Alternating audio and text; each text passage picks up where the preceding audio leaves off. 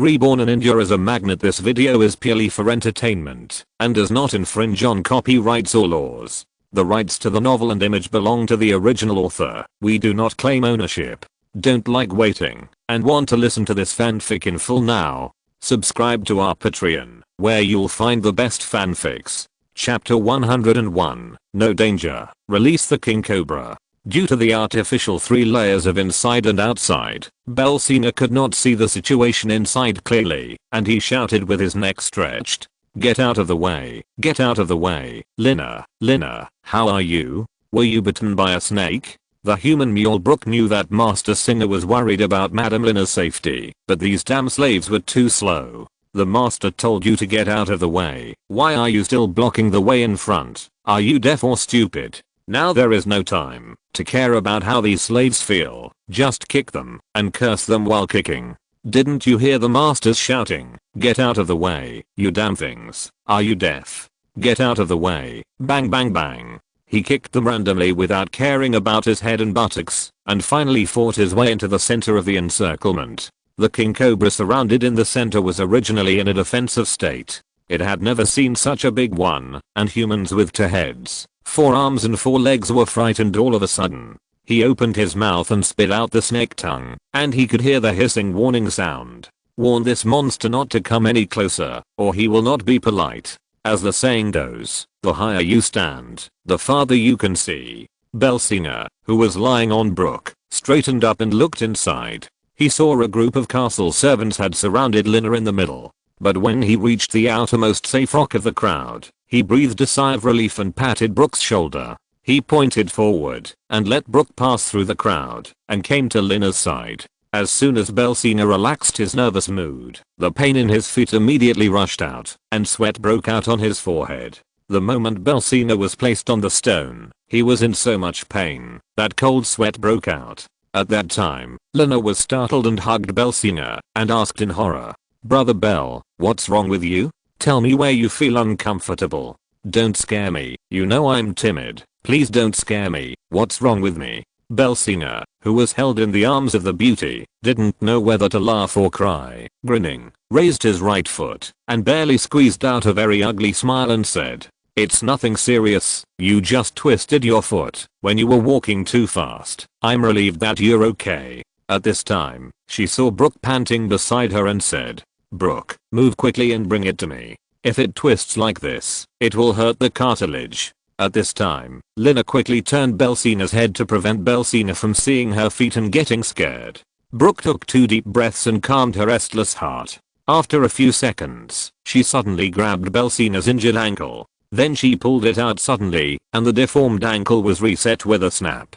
But the moment the ankle was straightened, it still hurt so much that she screamed. It took a long time for the pain to ease a little. When Lina let go of Belsina, she almost cried out of pain. Belsina was sweating all over his head, his face was pale, and his lips were bitten and bleeding. But when he saw her worried look, he could still force a smile. It's not like there were people around. Lina would have thrown herself into Singer's arms and cried bitterly. Fortunately, since getting married, Lina has grown from a young girl to a young woman, the head of the family. She must persist in what she should do. She helped Belsina sit on the recliner, drank a sip of water, and then eased the pain. Then she lit a cigarette and shouted loudly to the crowd not far away, "Are you damned things all dead? Do you think you can deal with a male king cobra with a machete in your hand? Open away and let the snake leave by itself." Brooke and several strong male servants also shouted and kicked and beat to disperse the crowd. Seeing that the encirclement was lifted, the king cobra quickly left this place of trouble. After all, the king cobra is a very smart existence among snakes. Its food is other venomous snakes instead of humans. If it can avoid conflicts with humans, the king cobra will avoid conflicts. Under normal circumstances, it will not take the initiative to attack humans. After all, the venom of the king cobra is also very precious. It is related to its survival and reproduction. It cannot be wasted, and it is best not to waste it. Seeing the king cobra quietly crawling away, getting farther and farther away from the crowd, I was relieved. What is the reputation of the king cobra? The venom is large, the mortality rate is high, and it is very difficult to deal with. It is a blessing to be able to escape from the snake's mouth. What else can you ask for? Then someone will ask why the king cobra is spared. With such a large body, whether it is eaten as meat or peeled to make leather bags, leather shoes, and leather belts, it is a very good raw material. In fact, this is related to the gods of Hinduism. There are so many gods in Hinduism, and almost everything has a spirit. The king cobra is the overlord among cobras. There is a cobra on the neck of Lord Shiva, one of the three main gods in Hinduism.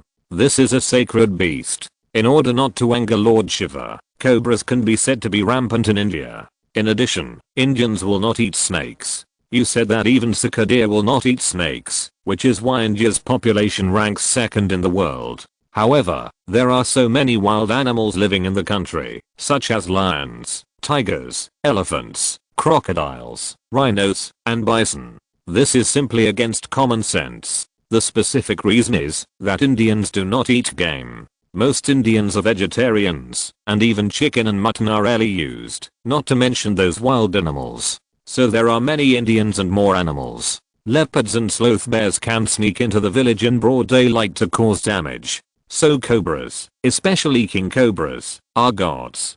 Who dares to hurt gods? So humans will try to avoid conflicts with cobras. This time is no exception.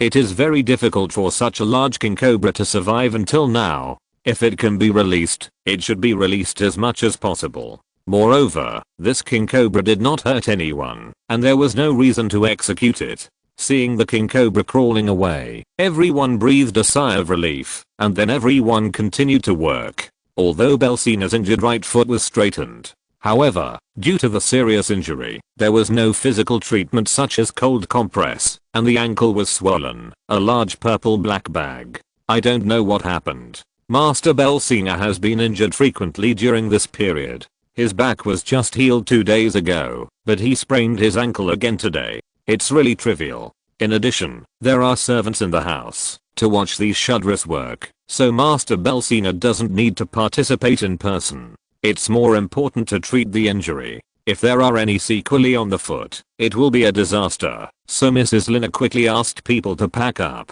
and rushed back to Zinj Castle. Fortunately, there is a hydroelectric generator at home for 24 hours, and the refrigerator at home can also be used. There will be some ice cubes in the refrigerator. Cold compress is the best, which can reduce swelling and relieve the pain in the ankle. Because it is very far from the town, both civilians and the Singh family will prepare some common medicines at home. In particular, there is a red medicinal wine, which is very similar to the safflower oil of China, but does not have such a strong taste. When applied to the ankle, it is very cool and comfortable. The effect was very quick and the swelling subsided after 2 hours.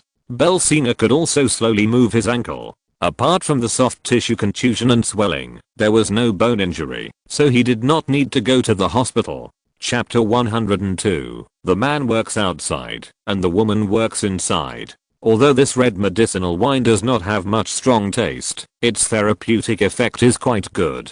During dinner, Belsina was able to move his ankle, and had a sumptuous dinner. It was also time for a bath, but today Master Belsina was unable to move, so for the first time he enjoyed the treatment that a noble master should enjoy. Several young and beautiful maids, under the command of Lina, helped Master Belsina to the newly renovated bathroom. He enjoyed it well. It was a great feeling to be surrounded by beautiful women and take a bath. Of course, Belsina could not take any actual action with his wife by his side, but this kind of erotic feeling was really fascinating. He took a comfortable rose petal bath and then returned to the room. He lay on the bed, enjoying the cool breeze, and hugging his wife and slowly fell asleep. When he got up the next morning, his ankle had completely subsided. It was a reddish brown bruise, and the skin still felt very painful when touched. Although the ankle could be turned freely, walking was out of the question. He could only be supported by others, to sit on the sofa in the living room, while enjoying the black tea and fruits. The idea of going to the fruit forest in the back mountain to supervise the work of the Shudras was immediately rejected by Lina. He twisted his foot and bumped into a king cobra. If he went again, he could not say what kind of beast he would encounter. Would Belsina still be alive? If he did not want to go, he would stay at home. Since a large hole was dug out during the renovation of the center of the castle, a shell-like groove facing the back mountain was built with stones. The breeze from the back mountain can blow through the groove to every room in the castle connected by pipes. It is a local central air conditioner, which is environmentally friendly and cool. In the hot and humid weather of the rainy season, the entire castle can be ventilated, so Singer Castle will never be moldy and hairy like before. No matter which room in the castle, you will feel the cool breeze blowing on your body, and the living room is no exception, but you can sit on the leather sofa for a whole morning. In addition to drinking tea and eating fruits, you can't do anything else. In addition, fat people are prone to sleepiness. Just when Belsinger was lying on the sofa, he was confused. Hearing the noise coming from the castle gate, he wiped the saliva from the corner of his mouth, and then saw those very strong Shudra villagers carrying 2 large bundles of fruit wood that were sawed neatly into 1 meter long on bamboo poles, and transporting them down the mountain. They were all fruit wood, which would be a very rare and good fuel for making barbecue or various delicacies after drying. Of course, they had to be picked up and dried, and then stored in the woods for future use in the kitchen. Belsinger finally stood up from the sofa and stretched his waist, letting Lina help him with his personal manservant. He came to the castle gate little by little and saw Brooke directing the villagers to stack the wood neatly. In the open space at the castle gate, it was now the dry season. The air was cool and the sun was bright, and a piece of wood that was more than 10 centimeters thick could be dried and stored in 2 or 3 days. Seeing his master coming, the human mule Brooke came up with a smile like a lackey, nodding and bowing to Belsinger. 120 discarded fruit trees were felled within 2 days, and they have all been cut. This afternoon, all the wood will be transported back and placed in the open space in front of the castle to dry, and then the discarded fruit trees will be cut down. This will not waste time. If these trees are placed on the back mountain, they will be moldy and rotten, even if there is no rain. Yes, Belsinger smiled and nodded, patted Brooke on the shoulder, and said with a smile, yes, everyone knows how to arrange the work process, so there will be no delay. Brooke, you have done a good job. Keep an eye on the back mountain. In 2 days, Jamil will plant some new varieties of fruit trees in the back mountain, so those tree roots should be dealt with as soon as possible to avoid delays when planting fruit trees in 2 days. Digging tree roots, especially digging living tree roots, does not have large-scale mechanical equipment. It is not an easy job to dig tree roots with human hands and tools. It is tedious and tiring, and the work progress is not great. Wouldn't it be a waste of time to make preparations in advance and wait for the saplings to come back? Brooke, the human mule, had already thought about it and nodded with a smile. Master, the weak ones will carry the wood this afternoon, and the adult villagers will come out and put all the stones that can be moved in a pile. I won't delay anything, don't worry, but shouldn't you give me today's wages? I can pay them in the evening. Belsinger waved his hand and said, go find Madame Lina. Now all the cash in the house is under the control of Madame Lina. From now on, Madame will be the housekeeper, and the man will be in charge of the outside and the woman will be in charge of the inside. I will no longer interfere in the affairs of the family. Everything will be subject to Madame Lina. Brooke, the human mule, knew that this day would come sooner or later, so he didn't waste time talking to his master. It was useless to talk nonsense, and he wouldn't get any money. He said hello, and hurried back to Dinge Castle to find Madame Lina to ask for the wages for the villagers today. It was rare to see a husband like Belsinger who delegated power. Indians, especially Indian men, have a very serious tendency towards male chauvinism. Not only do they work outside, but all financial affairs at home are decided by men. Women only work under the command of the male head of the family and have no rights at all. The idea of men working outside and women working inside like Belsinger is very advanced. This made Lina feel unprecedented respect from her husband Belsinger, and she quickly entered the role of the hostess. She managed the house in an orderly manner. Just yesterday, because of a foot injury, she couldn't walk around, so Belsinger gave the last and most important power in the house to his wife Lina. It was the big bunch of keys hanging around his neck, and in this bunch of keys, there were not only the keys to the warehouse, but also the keys to the underground vault. With this bunch of keys, it was equivalent to mastering all the resources of the entire Singh family. Master Belsing personally watched these Shudra villagers work very seriously. The uniform 1 meter long wood was placed neatly, and a 16-year-old young man was left to be responsible for the turning over of these woods. Let the sun dry this side, and then the other side. If the weather is good, the wood will definitely dry within a day. For the whole afternoon, the open space at the entrance of Singer Castle was bustling, and the day's work was quickly over. Belsinger had just finished dinner with the service of his wife Lina. The couple was enjoying the cool evening breeze under the vineyard in the center of the castle, lying on a bamboo bed and counting the stars. The couple was talking and laughing and was very happy, but because there were too many mosquitoes, they had to end this romantic night early, supporting each other and preparing to go back to the room to sleep. As soon as they walked up to the second floor, they didn't expect that the castle door was knocked from outside. The sound was too loud, and there were a lot of people and women crying. As if something big had happened, the couple looked at each other and saw the shock in one eye, and then quickly turned back and supported each other to go downstairs. Chapter 103, Master, help me. If someone knocked on the door and howled like a ghost in Africa or Central Asia in the middle of the night, it would definitely not be a good thing.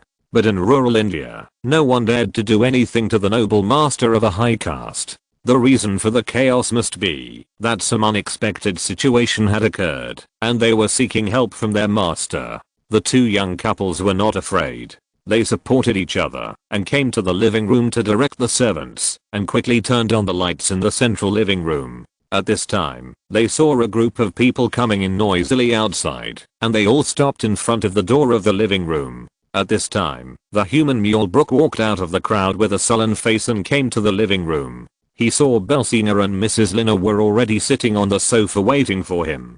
Brook sighed and stepped forward and said, "Master, trouble has come. I don't know what's wrong with these damn Shudra workers in the cement factory. They actually rode bicycles back to Laga Valley in the middle of the night after get off work at the cement factory. In the end, one of them was seriously injured, and his life is in danger. I want to seek your help." Knowing the seriousness of the situation, even if the life of the Shudra is not a big trouble for a high caste master like himself, these cement factory workers are all his villagers. They have been slaves of the Singh family for hundreds of years and have served his family for such a long time. As a master, it is his responsibility to protect them and save their lives, so the situation is very serious. Master Singh heard that the workers of the cement factory accidentally fell on the way back to Laga Valley after work in the afternoon. It's not good to fall down from a mountain full of stones. It's like a blood gourd. It's the middle of the night now. Seeing a half-dead blood gourd-like injured person, Lina, the little girl, must be scared. So she quickly turned around, patted the strength that was holding her, and whispered, "Little girl, you also heard what Brook said. The scene was too bloody, so you should go back to your room and rest. I will handle everything, so don't get involved. Be obedient and go back quickly." Lina was not a barbaric girl who made trouble for no reason. She knew the priorities of things and knew that this was Brother Bell protecting her. In order not to scare herself, she nodded obediently, let go of Belsinger's arm, stood up from the sofa, and ordered the maid who followed her to make tea and bring some snacks for Belsinger as she walked. Tonight will definitely be a lively night, and it is still unclear whether we can rest. Seeing Lina return to the room without looking back, Belsinger changed his gentle look and his face turned livid. With the help of Brook, he stood up from the sofa and asked Brook as he walked, "Brook, what day is it today? Are these workers crazy? Why do they return to the village in the middle of the night after work?" The human mule Brook thought about it and said seriously, "Master, today is February 1st. 2001. The time now is 11:25, which is exactly midnight. Is there something wrong? What's the problem?" It's a big problem. Now Belsinger finally knows what these cement factory workers are crazy about. When they got off work at 6 o'clock in the afternoon, they actually rushed back from the town overnight. Today is February 1st, which is the day when the cement factory pays wages. Since the asbestos tile factory of the cement factory was just completed and put into production last month, the work is very busy. The manager of the cement factory, Mabrigoa, asked for instructions and issued a notice to inform the workers of the cement factory that they are not allowed to go home in January. It is already February 1st. The villagers who have worked in the cement factory for almost 2 months have accumulated 2 months' wages. How can they not be happy when they can finally go home? So they rushed back at night. But these villagers were used to walking on night roads and mountain roads, not to mention flashlights. Even if they walked on the mountain road in the dark, it was impossible to fall down from the mountain. This matter was strange. With the help of Brooke, they finally arrived at the central garden space in the castle. They saw a lot of anxious people wearing cement factory uniforms surrounding a stretcher, on which was a bloody middle-aged man. There were 2 women, one big and one small, holding the unconscious man lying on the stretcher, and crying and shouting. At first glance, they were the man's wife and daughter. Although Belsina, you have some medical knowledge, but seeing this person's head broken and bleeding, there was blood all over his body, and his hands and feet were broken, and the bones of his body were pierced through his body. He looked so scary. Being able to lie on a stretcher is already more outgoing than inhaling. If it weren't for the ups and downs of his chest, he would have been considered a dead person. What a bloodgourd. At this time, Belsina shouted to the workers in cement factory uniforms in the crowd. Which official is this? Come out and tell me what's going on. Brooke, take out the medicine box at home, and stop the bleeding quickly. If you can stop the bleeding on the wound, this person can still be saved. Act quickly. At this time, a dark-skinned Shudra who looked decent squeezed out of the crowd, although he was only in his 20s. But among this group of illiterate villagers, he was still promising, and said to Master Belsina breathlessly, Master, I'm the deputy director of the workshop of these people. You can ask me anything. Belsina asked with a sullen face, what I want to ask is that these villagers have been used to walking on the night road and mountain road since they were young. Why did they accidentally fall from the mountain? Could it be because they drank alcohol? Although these villagers were illiterate, they were not fools. They knew that Master Belsina was angry and unconsciously moved a few steps outward to avoid the sharp edge. But this young and promising deputy director of the workshop could not escape, so he could only bite the bullet and tremble. It's like this, sir. Today is February 1st. The workers of the cement factory haven't been home for 2 months at most. They saved up 2 months' wages and planned to go home to give their families a surprise. The worker who fell down the hillside bought a brand new bicycle. He accidentally fell down the hill while learning how to ride a bicycle on the mountain road, resulting in such serious consequences. Although the moon is very big today, these workers walking at night will definitely bring flashlights, but you are a person who can't ride a bicycle. You bought a new bicycle and actually learned to ride a bicycle on the mountain path down the mountain. You are not looking for death. What are you doing? Falling to death is the least of your worries. You have to fall when learning to ride a bicycle on the road. It's better to fall on the hillside. You are not looking for death. What are you doing? But the people fell and injured. Why didn't you send them to the hospital immediately? Why did you carry them to Singh Castle in Raga village? Isn't this delaying treatment? Is there a doctor in Singh Castle? Am I a doctor, your Master Belsing? Why don't you send them to the hospital and carry them back quickly? When Belsina asked these workers from the cement factory, they sighed and realized that they had made such a serious mistake. They almost killed the worker who was learning to ride a bicycle on the hillside. They carried the injured person to the hospital at the site of the injury. They also carried the injured person to the Laga Valley and sent him to the hospital. They couldn't tell which distance was shorter and which was longer. Chapter 104. Traditional concepts cannot be changed. Normal people know what to choose. Do these people have zero IQ? They are all adults. Do they need to be taught by others? You know what? It's true. Although these people are all adults, most of them have never been to school, commonly known as illiterates. They were slaves of the Singh family hundreds of years ago. Even after so many years, since the founding of India, their thinking has not changed. If they encounter any troubles that cannot be solved, they must find their masters for help. This has been a tradition formed over thousands of years, and has become a traditional concept and some behavioral norms. When these people were injured, the first thing they thought of was not to send these people to the hospital for treatment. The first thing they thought of was to go back to the Raga Valley to find Master Singh for a solution. You can say they are stubborn or stubborn, but these people did this. Otherwise, it would be impossible for the caste concept to still affect all aspects of India in the 21st century, even though the country has repeatedly emphasized that the caste system must be eliminated and caste discrimination is not allowed.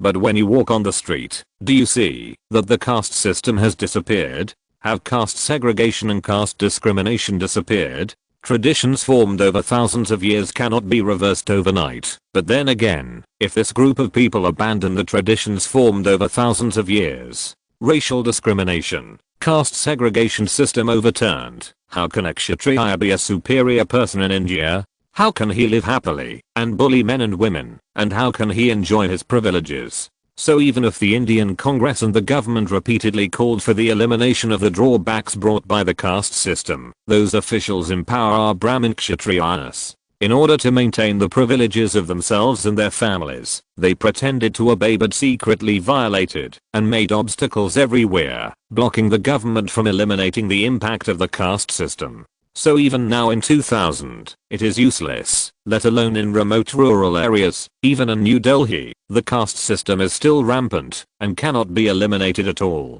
When their companions were injured, the first thing this group of people thought of was not to send their companions to the hospital, but to bring their companions to Singh Master. Let Singh Master make a decision and find a solution. So this group of people carried the villager who fell down the hillside to the Singha castle in a daze. Since the matter has come to this point, it is not something that can be solved by scolding. The human mule Brook moved quickly and quickly brought the medicine box, then opened some hemostatic powder for the wife and daughter of the injured.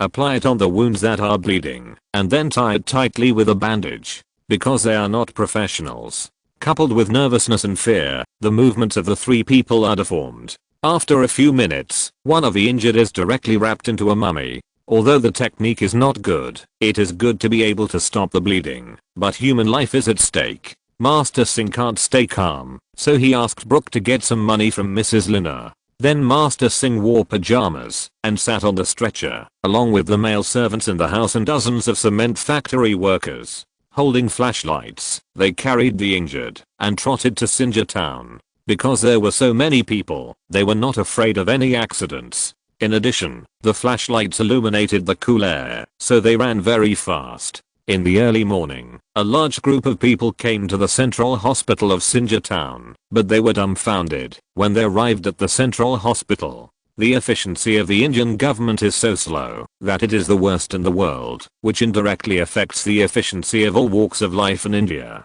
When I arrived at the central hospital, there was not even a nurse. In the entire hospital, except for the patient sleeping on the bed, there was no hospital staff. How could I rescue him? If I waited any longer, he would die. This time, Belsina was anxious and called his ally, the mayor, regardless of the time. When the other party was very dissatisfied, he asked for the phone number of the director of the central hospital and called him. After thinking for a long time, a very lazy voice came from the inside. Who is it?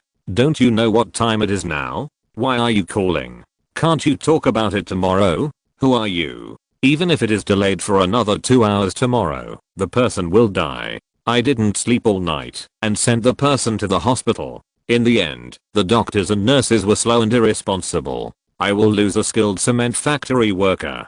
Who can bear this? So Belsina was furious and cursed on the phone. You're asking me who I am? I'm asking you if you're the director of the central hospital. Does the central hospital save lives? Where are the doctors? Where are the nurses? There's not even one person on duty in the hospital. How do you do your job as the director? I'll give you 10 minutes to quickly organize the best surgeons and internists in your central hospital. And the capable nurses come to the central hospital to help my employees with surgery. Otherwise, if you're 1 minute late, I'll knock off one of your fingers. I mean what I say. The director was scolded all over, and he actually woke up. Although the director of the hospital didn't know who was on the phone, he knew that this person was not easy to mess with. When he heard the other party's tone, he rubbed his face with both hands to make himself alert, and asked carefully, "Excuse me, which factory are your employees from? Which gentleman are you?" Belsina took out a cigarette from the cigarette box, and the human mule Brook took out a lighter and lit it very neatly before speaking slowly. Listen carefully. My name is Belsing, and I work for Singh Industrial Cement Factory. I fell down a hillside while walking at night and was injured. My condition is very critical. I will only give you 10 minutes. Listen carefully, only 10 minutes. If the doctors, nurses and you, the dean, don't show up in the operating room within 10 minutes, you will bear the consequences. He hung up the phone decisively, smoking, yawning, and rubbing his temples. He looked outside. The sky was already slightly bright. It was just after 4 in the morning. For Indians who go to bed late and get up late, it was a deep sleep. No wonder he had a splitting headache. At this time, the human mule Brook wiped the tears that flowed down because of sleepiness and whispered to Belsing, "Master, I have been running in the mountains all night. I have called the dean, and they will definitely come as soon as possible. You can't help with the operation. Leave the money and I will accompany you back to the house in the town to rest. After all, you are also injured. It's already this time. Of course I have to start and end well and win a good reputation. Otherwise, the sin of being a sheep all night will be in vain. How can I win people's hearts? But I can't say these words to Brook. I can only say them righteously. It's already like this. Without me to calm them down, do you think the dean, doctors and nurses of the hospital will come within 10 minutes? If the injured are not operated on within half an hour, they will really die. Their lives don't matter, but what about his wife and children? These are our villagers, slaves of my Singh family. I'm definitely the one who suffers the most. Besides, do you think it is so easy to train skilled workers in the cement factory? It takes a month. It's a pity to die. I want to see how the dean, doctors and nurses of the central hospital react when they hear my name. If you're listening to this novel on a channel other than Fanfic World, it means they downloaded and uploaded it without effort. We cordially invite you to visit our channel, Mundo Fanfic Novelos. There you'll find the original version of this story and you can explore many other novels of various genres. We're waiting for you to immerse yourself in a world of incredible novels. Chapter 105, Crazy Central Hospital. The master is kind-hearted. Not only was Brook the human mule very moved, even the villagers and cement factory workers who were sitting exhausted in the cold corridor of the central hospital were very excited when they heard what Master Singh said. However, due to the difference in status, these people did not dare to talk directly to Master Singh and could only look at Master Singh eagerly. I hope that Leo you will accept Brook's persuasion and go back to rest, but the master still insisted on sending an insignificant Shudra worker to the operating room before choosing to leave. At this time, Brook asked Master Singh to return to his residence in the town and bring some water and food to Master Singh. In addition, Brook also wanted to notify the old housekeeper in the town to come to the hospital to persuade his master. When Brook left, Master Singh sat on a chair in the hospital and slowly closed his eyes to rest, waiting for the arrival of the hospital's director, doctor, and nurse. Then everyone will definitely ask, regardless of the hospital's director, doctor, and nurse, if they don't arrive at the hospital within 10 minutes, will Belsing really dare to cripple the director's fingers? Then let me tell you clearly that Belsing really dares to do that. Belsing really dares to do that. As long as the dean dares to be late for 1 minute, Belsing will have one of the dean's fingers disabled. This is not cutting it off, but smashing the finger into pulp with a stone. This kind of pain is not as simple as cutting off a finger. So why does Belsing dare to do this? Because Belsing had already asked his ally, Magnate. The dean of this central hospital is of Vaishya caste, which can only be regarded as a civilian class in front of the Kshatriya caste. It is true that he is an official, but who is Master Singh afraid of in Sinjar town? He has money and power, so why would he care about a dean? Belsing is using the dean of the central hospital as an example to warn those officials in the town, since you are officials. But in front of me, Master Belsing, you are nothing. Except for Magnate, who deserves Master Singh's equal treatment. All the officials in the town have to keep their tails between their legs in front of me. Otherwise, if you really provoke me, I don't care whether you are an official or not, or what family support you have behind you. I'm the local emperor in Sinjar town. I will still deal with you officials. Who dares to do anything to me? So don't look at Belsing's young age, but he has been in machinery procurement for 56 years, and that's not for nothing. He has a precise grasp of human nature. Belsing was quiet and quietly waited for the results of the central hospital. When Belsing hung up the phone, the hospital director who was lying on his bed at home was the director of the Vaishya caste. When he heard the 4 words Belsing, he was already dumbfounded and knew why the other party dared to speak to him in such a tone. Although Belsing is not very old, the things he did were sensational in Sinja town. The factory and the mine were recently in an uproar because a male servant in the family raped a woman who was mortgaged to a building materials store, and they used tough means to make the woman divorce her husband, creating a record of 0 divorce in the entire Sinja town for decades. And the means were very tough, and the victim's husband was sued to court for extortion. The case is now being tried. Do you think these things can be done by a 15-year-old boy? Although Belsing is only 15 years old, he is very straightforward in front of the leaders of the town. He is so tough that even the mayor of the town has to give Belsing 3 points. Does he, the director of a small central hospital, dare to resist? Can he resist? The director knows that Belsing will not attack without reason. He will do what he says. If he is late for 1 minute, he will knock off one of his fingers. He will never show mercy, even if his hands are crippled, and he returns to Udaipa. Can his family of the Vaishya caste help him fight against the local tyrant in the town? After thinking clearly about the interests involved, the 45-year-old director of the central hospital jumped up from the bed. While putting on his clothes, he took out a very old, but still luxury mobile phone in the town, and called his most capable surgeons, internists, and nurses. He ordered them to get up quickly and rush to the central hospital as quickly as possible. If they didn't arrive in 10 minutes, he would unconditionally fire those who were late. You can go wherever you want. I can't keep you. Now your supervisor is in trouble, but you are indifferent. What use do I have for you? Being a doctor in the hospital above the town, you have a good income, a respectable job, and you are also a superior person in the town. Who would be willing to give up such a good job? In addition, the director of his direct supervisor warned at the top of his voice, and they all knew that something was wrong. No one dared to neglect it. No matter whether they were men or women, they quickly put on their clothes and got on bicycles, which were still the main means of transportation in the town, to rush to the central hospital. But no matter how fast the other party was, he was not as happy as the human mule Brook. Brook returned to the house above the town in the early morning and knocked on the door. He found the old butler Jamal, explained the whole story, and made tea with Jamal, the old butler, and took snacks and fruits, and rushed to the central hospital. Seeing the old master sitting in the office with his eyes closed, the old butler almost cried, "Master Singh," but the old butler raised him. Originally, Master Belsing was a very handsome young man with white and fat, but I haven't seen him for a few days. Not only did he lose weight, but he also became darker, with a pair of panda eyes.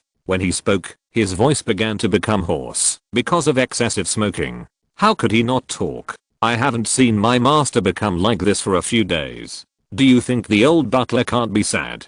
The old butler just wiped a few tears, and put the newly brewed black tea, snacks, and fruits on the table. Let Master Singh, who had been running on the mountain road all night, quench his thirst and fill his stomach. Then he raised his head and looked around like a wolf at the male servants who followed Belsing, especially the human mule Brook. His eyes were almost cannibalistic, and he looked at everyone as if they were dead. How could these people not be afraid? These people all worked for the old butler, and they knew how tough this seemingly harmless old butler was. It was true that he killed people without blinking an eye, otherwise he would not have been able to bring up his master so peacefully with a 10-year-old boy. He saved the master's family's foundation.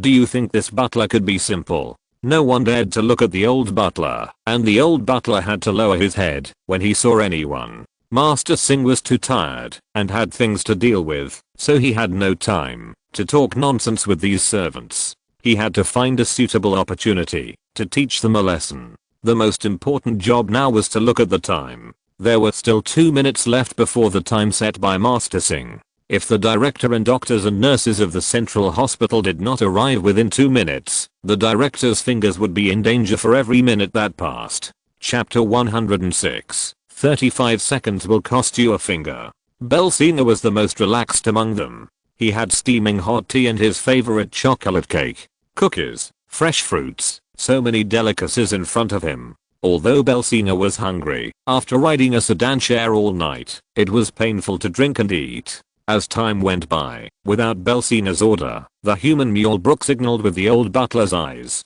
He sneered and brought 5 or 6 strong male servants to the courtyard of the central hospital, and began to look for a handy guy. The master said that he would knock off a finger in a minute, but he was holding a stone and knocking off the bones and meat on the finger. Without a handy guy, such a difficult hitting action could not be done perfectly. After turning around several times, he found 2 pebbles in the flower bed that were still handy. Then he took people back to the gate of the central hospital and looked at the road in front of the hospital with cold eyes. The doctor, the director and the nurses of the hospital were waiting for the arrival. This group of people had no concept of law in their minds. Only the orders of their own master were the imperial edict. Moreover, these male servants were all family-born children, which meant that their ancestors had been servants of Master Singh's family for generations, and their fates were tied together. If the Singh family was destroyed, all of them would have to beg for food and beg for food. Their ancestors had to be slaves to others for generations. How could they stay in the Singh family and have no worries about food and clothing? Some of them could live a decent life with a salary and live happily. So Master Singh's words were the imperial edict. What laws were not within their consideration? Master Singh even asked them to die, and they would execute them without regrets. It can be said that they were loyal to the Singh family. Time ticked by. After 10 minutes, Singh was just stunned for a moment and continued to eat his chocolate cake without even raising his head. The old butler Jamal's eyes had changed. He dared not be crazy with a little blood in his eyes. The corners of his mouth sneered, and his eyes kept staring at the watch on his hand. The human mule Brooke and the strong male servants who were guarding the gate looked at each other and saw it. The madness in each other's eyes. Today's matter cannot be settled peacefully, but when will the director of this central hospital arrive? How many fingers can be saved? Although these people did not speak, they communicated with each other with gestures, and even reached a bet with eye contact. Some bet 2 minutes, some bet 3 minutes, and the human flesh rose. Brooke stretched out one of his fingers and shook it in front of these people. The meaning of the expression was very clear, that is, 1 minute, within 1 minute, the other party will definitely arrive. 10 seconds, 20 seconds, until 25 seconds. A noisy bicycle sound came from the quiet road. Through the thin mist, you can see that the hospital director in his 40s was sweating profusely, and he took a dozen men and women on bicycles to the door of the hospital. But when seeing these strong men in uniform guarding the hospital looking at him with gloating eyes, not only the director, but also the doctors and nurses following behind him felt their scalps tingling. There was no time to delay, rushed to the door of the hospital with a bicycle, and then discarded bicycles like a baby. The cake was asked. Bayern. They know that, as long as this little boy order, dozens of doctors and nurses are light. Do you say that you cannot be afraid? As soon as the little boy finished speaking, a very old man standing next to the little boy put down his wrist, smiled and looked at the group of panting hospital staff in front of him. Master, 35 seconds have passed. Belsinger just hummed and nodded to show that he knew, then raised his left hand and stretched out a finger while eating chocolate cake. The old butler's eyes flickered. The old butler who had taken care of Belsinger since he was a child knew that this was the master's signal. 35 seconds, although less than a minute. Even if it was rounded up, it could reach the standard of 1 minute. The master's meaning was very clear. 1 finger, do it immediately. The old butler received accurate instructions, stood and looked at the group of lambs to be slaughtered with a smile, and walked towards the director of the hospital step by step without saying anything. Then the director of the hospital, who was already at a loss and trembling with fear, patted the shoulder and said with a smile, "Come with me, don't yell and scream like a wolf or ghost and affect Master Singh's appetite, otherwise it will not be as simple as punishing you with 1 finger." At this time, the hospital director was so scared that he couldn't stand steadily. As soon as the old housekeeper finished speaking, 2 strong servants carried the director out on the left and right. At this time, both the doctor and the nurse felt that the smiling old man in front of them was like a devil in hell. The group of people slowly retreated and crowded together, seeking a limited sense of security. The housekeeper was very satisfied to see the director being taken out quietly. He nodded and smiled at the doctors and nurses and said, "You people quickly prepare for the operation. Our master slave is seriously injured. It will be too late if we don't rescue him. Although he is a slave, he is much more noble than you people. If he dies, you can do whatever you want. Do whatever you want. What to do? We are here." This group of people looked at each other, and they were almost crying with fear, but as the old man said, the injured person in the corridor was breathing out more than breathing in. It would be too late if they didn't rescue him, so the group of people tore off their clothes like crazy. Then they opened their own wardrobes and put on their own white coats. Then they hurriedly carried the seriously injured cement factory worker to the operating room, using the best surgical instruments and the best medicines. They must rescue this damn worker, otherwise they will definitely be buried with him. Just as everyone was nervously preparing for the operation, they heard the dean in the yard, who usually acted arrogantly in front of the doctors and nurses, and acted like the boss of the world, howling in despair. The sound was so creepy, like the howling of an animal waiting to be slaughtered before dying. The whole hospital was alarmed, but no one dared to interfere in this matter, whether it was the doctors, nurses, or the inpatients in the hospital, who had to have the operation or sleep with their heads covered. Chapter 107, Modification of Singh Industries Vacation System. 3 hours later, after doctors and nurses tried their best to rescue the cement factory worker who fell down the hillside, his life was finally saved. However, due to his old age, he had 2 broken thighs, 1 broken arm, a broken lumbar vertebra, and 3 broken ribs. He needed to be treated in the hospital for half a year before he could be discharged. As for when he can get out of the ground and when he can work normally, it depends on the will of Lord Shiva. These doctors and nurses can't make him fully recover. It's good enough to save his life. What else do you want? After getting the final answer, Bel Singh finally breathed a sigh of relief. He came to the senior ward and saw that the cement factory worker who lived alone on one shoulder was still in a coma. His wife and eldest daughter were still waiting by his side. When they saw Master Singh come in, these housewives quickly stood up and bowed.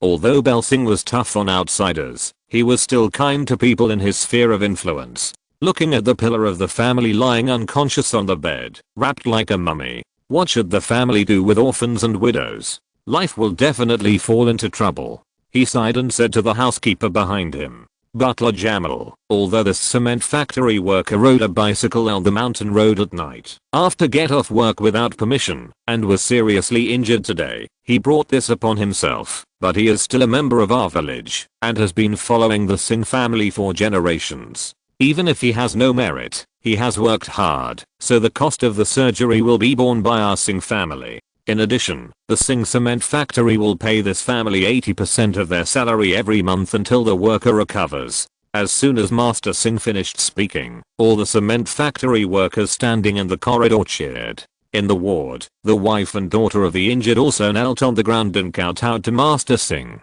These orphans and widows finally had a place to stay. They didn't starve to death. This is the benefit of living in Laga village, and that is the benefit of being a slave to Master Singh. There is a master to take care of them, and they are not like those wandering Shudras and Dalits who are left alone and no one cares about them. They are the most miserable people. He can't even catch up with Master Singh's slaves. Which one has a good life, and which one doesn't? This is why so many people are afraid of being driven out of the Laga Valley. The worker finally settled down. After Bel Singh arranged his funeral, the director of the hospital held a right hand wrapped like a bear paw and led all the hospital colleagues to the hospital gate, bending 90 degrees to see off Master Singh, the god of killing. After a day and a night of tossing, Bel Singh really couldn't hold on any longer, so he asked the workers to return to the cement factory to prepare for work. Then he took the old housekeeper, the meat mule Brooke, back to his residence in the town, fell on the bed and fell asleep.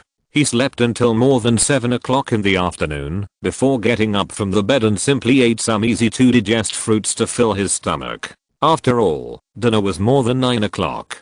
Now he was too full to eat dinner. What should he do at dinner? Just put down the teacup in his hand. He heard the doorbell ring without getting up. Bel Singh knew who was coming. He had already instructed the old housekeeper before going to bed to find the heads of several companies and stores of Singh industry to come to his house for a meeting at 8 o'clock. These people would only come early and not late. They gathered before 8 o'clock and came to the living room. They saluted when they saw Master Singh sitting on the sofa. With the master's permission, they sat on the sofa. At this time, everyone took out cigarettes and chatted while drinking tea. At this time, Master Singh took a puff of Camel cigarette and coughed. He said in a hoarse voice, "Marbury, you know that the workers in the cement factory were seriously injured because they were learning to ride bicycles at night. How will it affect the expansion and production of the cement factory?" Marbury sat up straight and said to his boss, "Master Singh, how can I not know about such a big thing?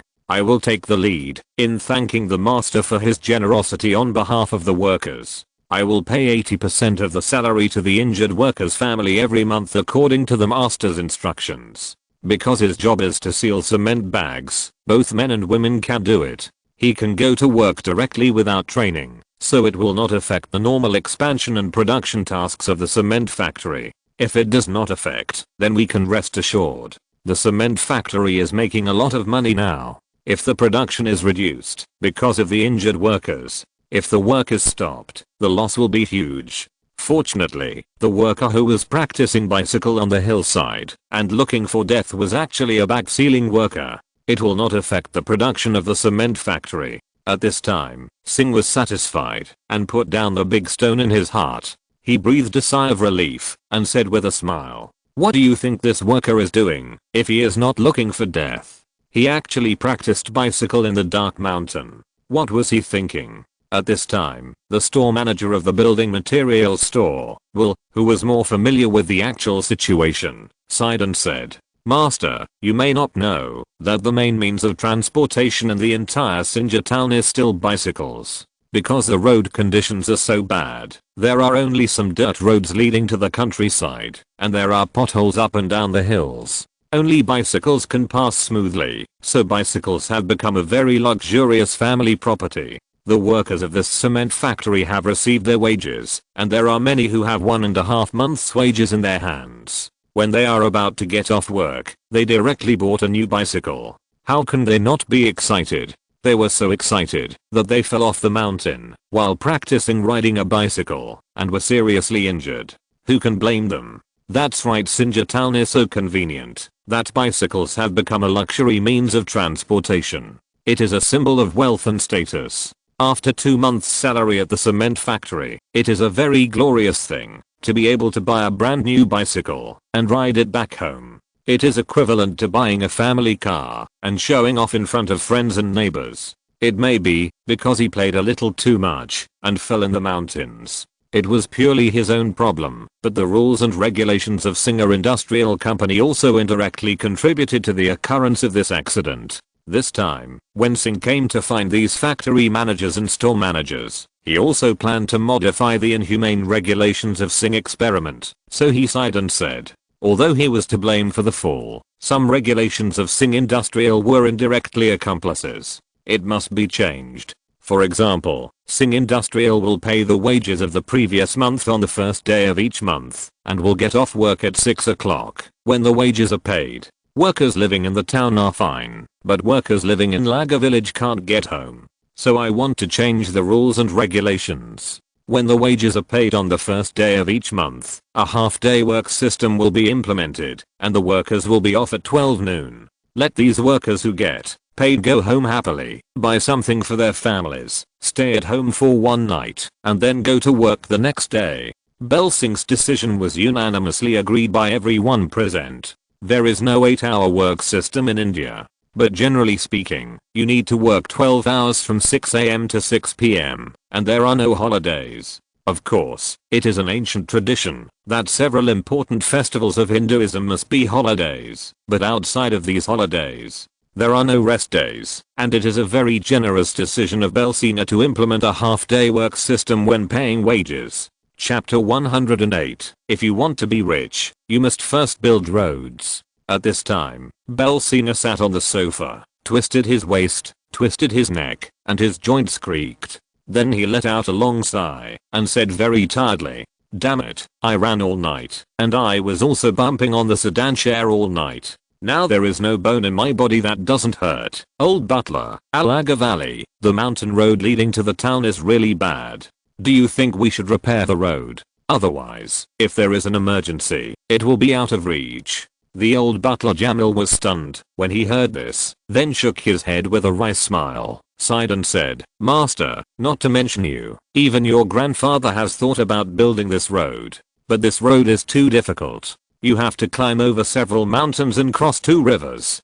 Don't think that the river water is very shallow now, and you can wade across it, but the water volume of these 2 rivers is still very abundant during the rainy season. The river surface is another 100 or 200 meters. How big a bridge will be needed to transport it across, and how much will it cost? Our family doesn't have the strength to do that." Master Bell Sr. is very clear about this, but isn't there a saying in China? If you want to be rich, build roads first. We can't give up the plan of building roads just because of the mountains. If the Laga Valley is not surrounded by mountains, it will be out of touch with modern society. The worker who fell off the cliff this time was lucky. He was sent to the hospital after waiting for more than 10 hours and was very lucky not to die. If the Singh family was in danger, they would still be alive. Bell Singh knew that building roads was very difficult, almost as difficult as climbing to the sky. It was to change his living environment and to be able to control his several industrial companies in the town at all times. In addition, he didn't have any strong candidates, so he could only let the old butler in his 60s stay in the town for a long time. He was responsible for supervising these industrial companies for himself. The old butler was old and weak, but he didn't have anyone who could take on such a heavy responsibility. If the road could be built to go back and forth in a few hours, the old butler wouldn't have to stay in the town for a long time. It can also allow the old people who have served the family for a lifetime to spend their old age in peace. Otherwise, I dare not say these words, otherwise the old housekeeper will be angry. The old housekeeper has always believed that he is strong and can serve the Singh family for 30 years. He has confidence, but the old housekeeper's body is really a bit overwhelmed. Looking at the frail body of the old housekeeper sitting on the sofa, Bell Singh felt very uncomfortable and became more determined to build a road. He could not afford the cost of building this road. But there is not only our village around Laga village. There are also 4 larger villages that share the same passage out of the mountain with Laga village. One of the largest villages is the family of my father-in-law, the Shah village, where the Shah family lives has a large population and is the richest.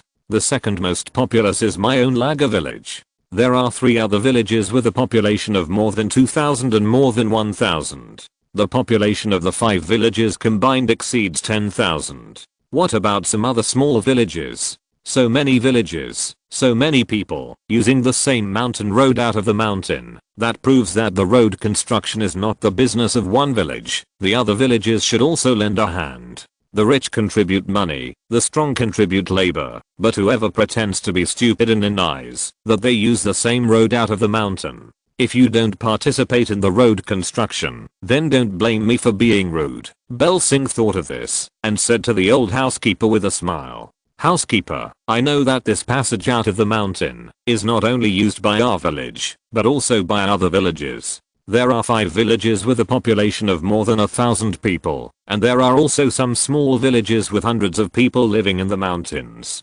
Don't they come out of the mountains to Sinja town to buy supplies?" The old housekeeper knew what Master Singh meant, but even if the Singh family is too powerful and the population of Laga village is large, it is impossible to dominate among these dozen villages, let alone the Singh family. Even the Shah family, which is large in population, rich and powerful, does not have such a leader.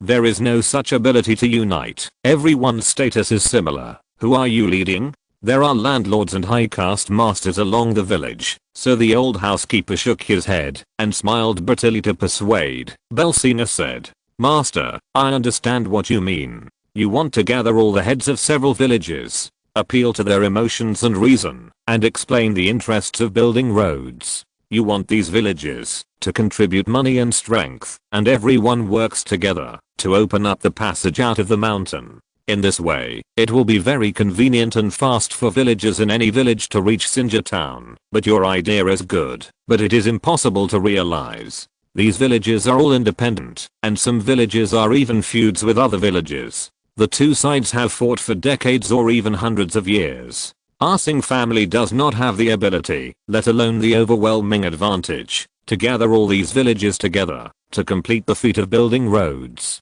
Hearing this, not only Belsina was dumbfounded, but even Marbury and Ivan, who heard about the secrets between these villages for the first time, began to face the reunion. Such a closed mountain village is so complicated, almost as complicated as the United Nations. It seems that it is not an easy task for my master to build a road out of the mountain with great ambition. Just as the old housekeeper said, without overwhelming advantages, it is impossible to organize so many villages to work together to build roads. Who will listen to you? Although the idea is good, some villages are still hostile to each other because they are independent. Your Singh family is too powerful. What will you do if others don't buy your tricks? There is no way. I can only watch the mountain road across the river and sigh. But Belsing is a stubborn person. Isn't it difficult? The more difficult it is, the more I will try. I don't believe that these are the landlords inside. One by one, they are so short-sighted. Don't they know the benefits of building roads? Every year, selling grain and livestock is the most troublesome problem for every village. Crossing the river and climbing the mountains. If the grain is wet, the price will drop sharply to 1/3. Are they blind and don't see these losses? In fact, in the end, these villages still refuse to repair the road and neither contributed money nor manpower. Then I, Master Belsina, will repair the road out of the mountain for this village by myself. At that time, I will set up checkpoints at both ends of the road, and whoever passes through will have to pay me a road maintenance fee. I built the road and bridge, and if I don't let you go, then I won't let you go. If you don't want to participate in the road construction, I will let you open a passage out of the mountain by yourself. Going out of the mountain on this road I built, the huge road maintenance fee will also cause these short-sighted guys to suffer huge losses. The more difficult it is, the more I will push forward. I don't believe this evil. A living person can be suffocated to death. Belsina knew that it was impossible to do it, but he still had to bite the bullet and push forward. In everyone's opinion, he was just asking for trouble. The old housekeeper persuaded him left and right, but he couldn't persuade him. In the end, Master Singh could only do what he wanted. Master Singh, who was hit by a lot of bags, knew why this passage out of the mountain had not been built for hundreds of years. Chapter 109, Complex Rural Relations. Seeing that Master Belsing was so stubborn and refused to listen to anyone's advice, he was determined to build the road. What could they say? They could only help their master, so they rested in the town for a night. On the third day, early in the morning, Belsing returned to the Laga Valley with his servants, especially the old butler. Wasn't the old butler responsible for monitoring the industrial companies of the Singh family in the town? No one could replace the old butler. So why did the old butler follow Belsing back to Laga village? There was a reason. Things were divided into priorities. Now several industrial companies in the town have basically been on the right track. They all have independent financial offices. With Master Singh's strength, who dares to embezzle?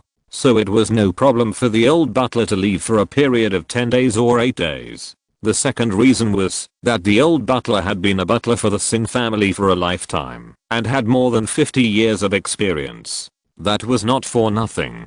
Who in the dozens of villages around didn't know who the 65-year-old Jamal Lal Singh was? The only person who knows the situation of those villages in Laga village the best is the old housekeeper. The person who is responsible for contacting those villages to come to Laga village for a meeting is none other than the old housekeeper. No one else has the face to ask the landlords of the higher castes in those villages to come to Laga village through mountains and rivers. No one except the housekeeper can do it. Do you think it will be okay if the old housekeeper does not come back?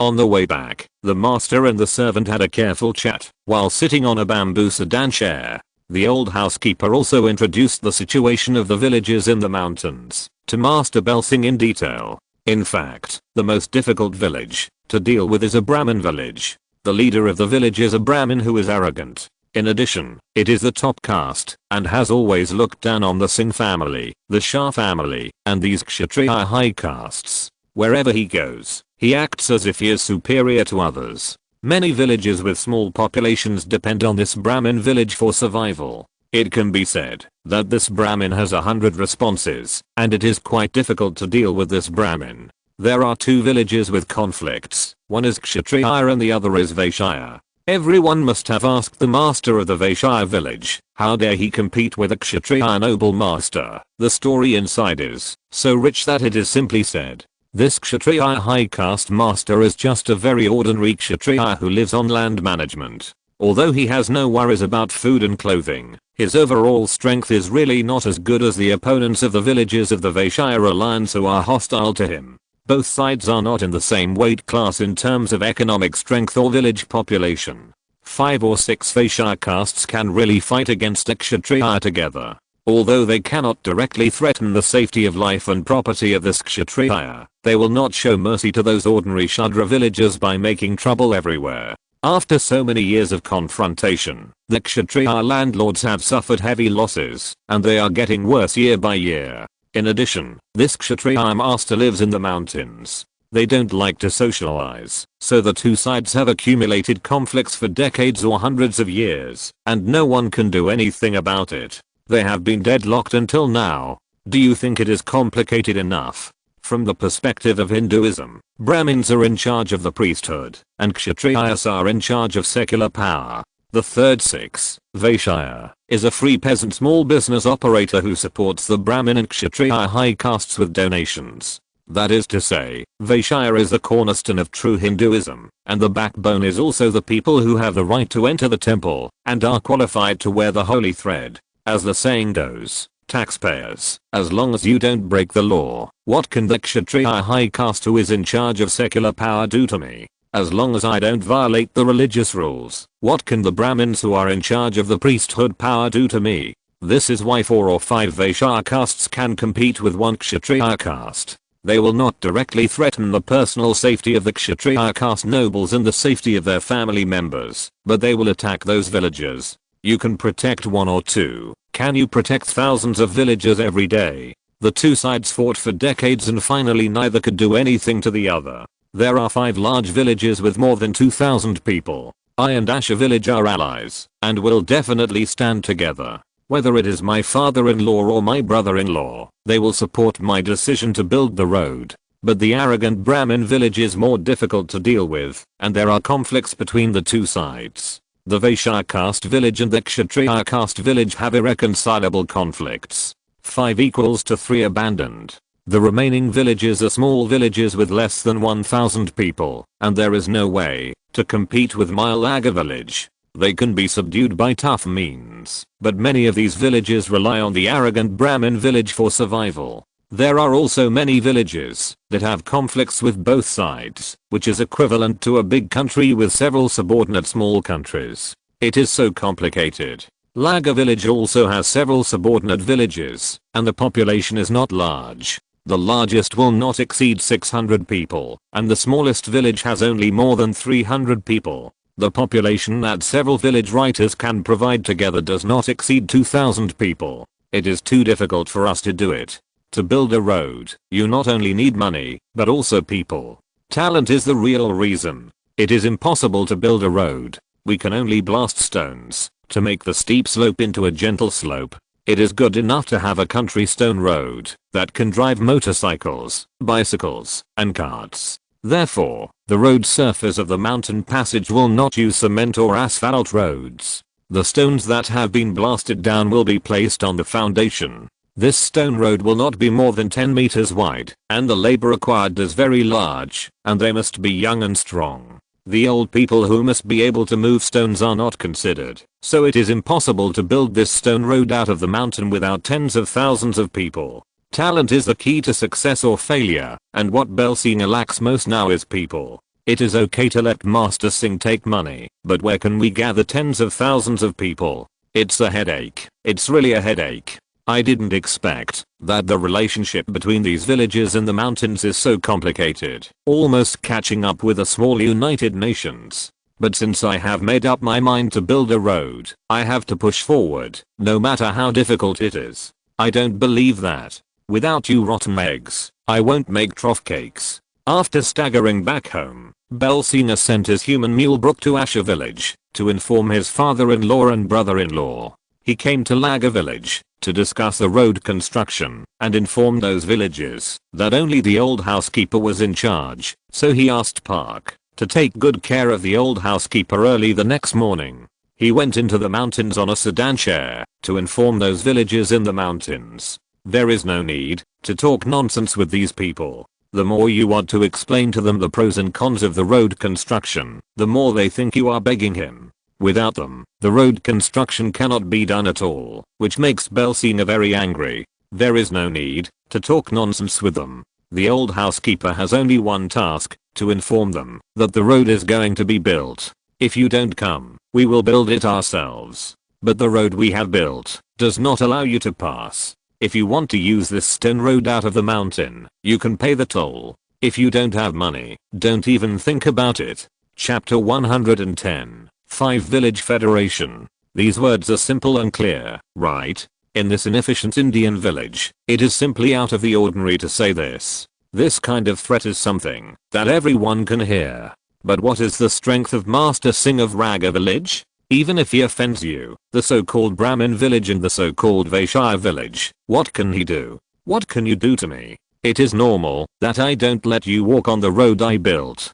Due to the time and the distance of the road, the first to receive the notice was the Shah family, an ally of the Singh family. When the human mule Brook came to the Shah family castle and met the patriarch of the Shah family, that is, Singh's father-in-law, Niru Shah, who was as fat as a bull, he got a good reason. At least he can sit on the sofa and drink a cup of black tea to quench his thirst. The fat father-in-law Niru Shah frowned and asked, after listening to the human mule Brook's story, that is to say, my 15-year-old son-in-law, unwilling to be lonely, actually came up with an idea to build a road. He plans to gather these villages in the mountains and build a stone road leading to Sinja town. Am I right? The human mule Brook quickly put down the red teacup in his hand, nodded and said respectfully, Master Niru, you are right. Our Master Singh has the same idea. After all, it is too inconvenient for these villages living in the mountains to go out of the mountains to Sinja town. If something unexpected happens, even if the people are sent to the hospital in the town, it will take about 20 hours, and they will die on the road. The fat father-in-law Niru nodded and said nothing, but everyone could see the frown on his face. This fat father-in-law Niru does not look optimistic. The father-in-law is already 51 years old. He has been in charge of the family business since he was a teenager and half of his life has passed. He has also seen Belsingh's very strong grandfather. Such a strong old man has not been able to bring these villages together to build a stone road out of the mountain. A 15-year-old son-in-law, Belsina, has such great power that he can bring these scattered and conflicting villages together to build roads. The father-in-law really didn't think highly of this action, and even the eldest brother-in-law, Blue, frowned and sighed. This Belsingh is not very old, but the things he does are earth-shattering. He finally built a cement factory and an asbestos-tile factory. Now it is on the right track and the income is rising. Why can't he live a quiet life? Why does he have to make such a big fuss? Don't say that the village, where our Shah family is located, is so far away. Even if it is the Laga village closest to the town, building a stone road to Sinja town requires crossing several mountains and 2 rivers. Is this a task that can be completed in a short time? How much money will it cost? How many workers will be hired? This Belsingh is always thinking about it. If someone else said this, Brook, the human mule, would be jealous and would fight him to the death. But the person who said this was actually Master Singh's brother-in-law. Although his wife's brother was dissatisfied, he could only listen to them as a family, and whatever they said was reasonable. But in front of his servant, Brook, who said that his master was a human mule, felt very uncomfortable and blushed. Niru, who was old and shrewd, found Brook's appearance very funny and admired his son-in-law for his means. It was rare for his servants to defend him so much. At such a young age, he had means, courage, vision and the ability to make money. It was just that some of the things he did were unreliable and taken for granted. It seemed that this time, the 5 major villages held a meeting to discuss the road construction, which had not been solved for hundreds of years. It was a heavy blow to his high-spirited son-in-law. I wonder if the 15-year-old Belsina can recover.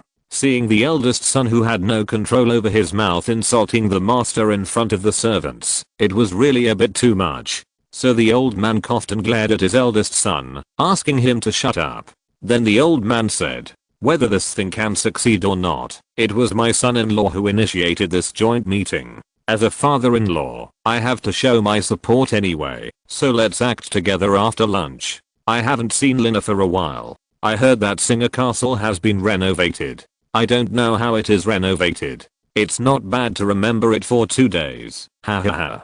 Brook was very happy to complete the task. He picked up the teacup in front of him and drank it.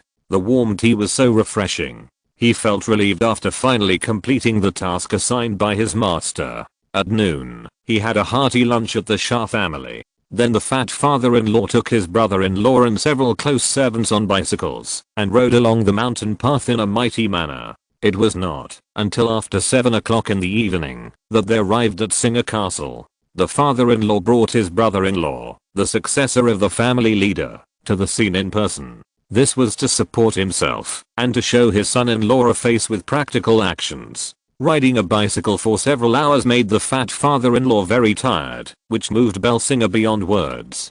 Holding the hand of the father-in-law, he walked into the newly renovated Singh Castle and introduced the situation of the family to the father-in-law. Then he arranged for the maid to boil water for the dusty, simple father-in-law and the eldest brother-in-law to take a hot bath. Then he ate some fruit, drank tea and chatted.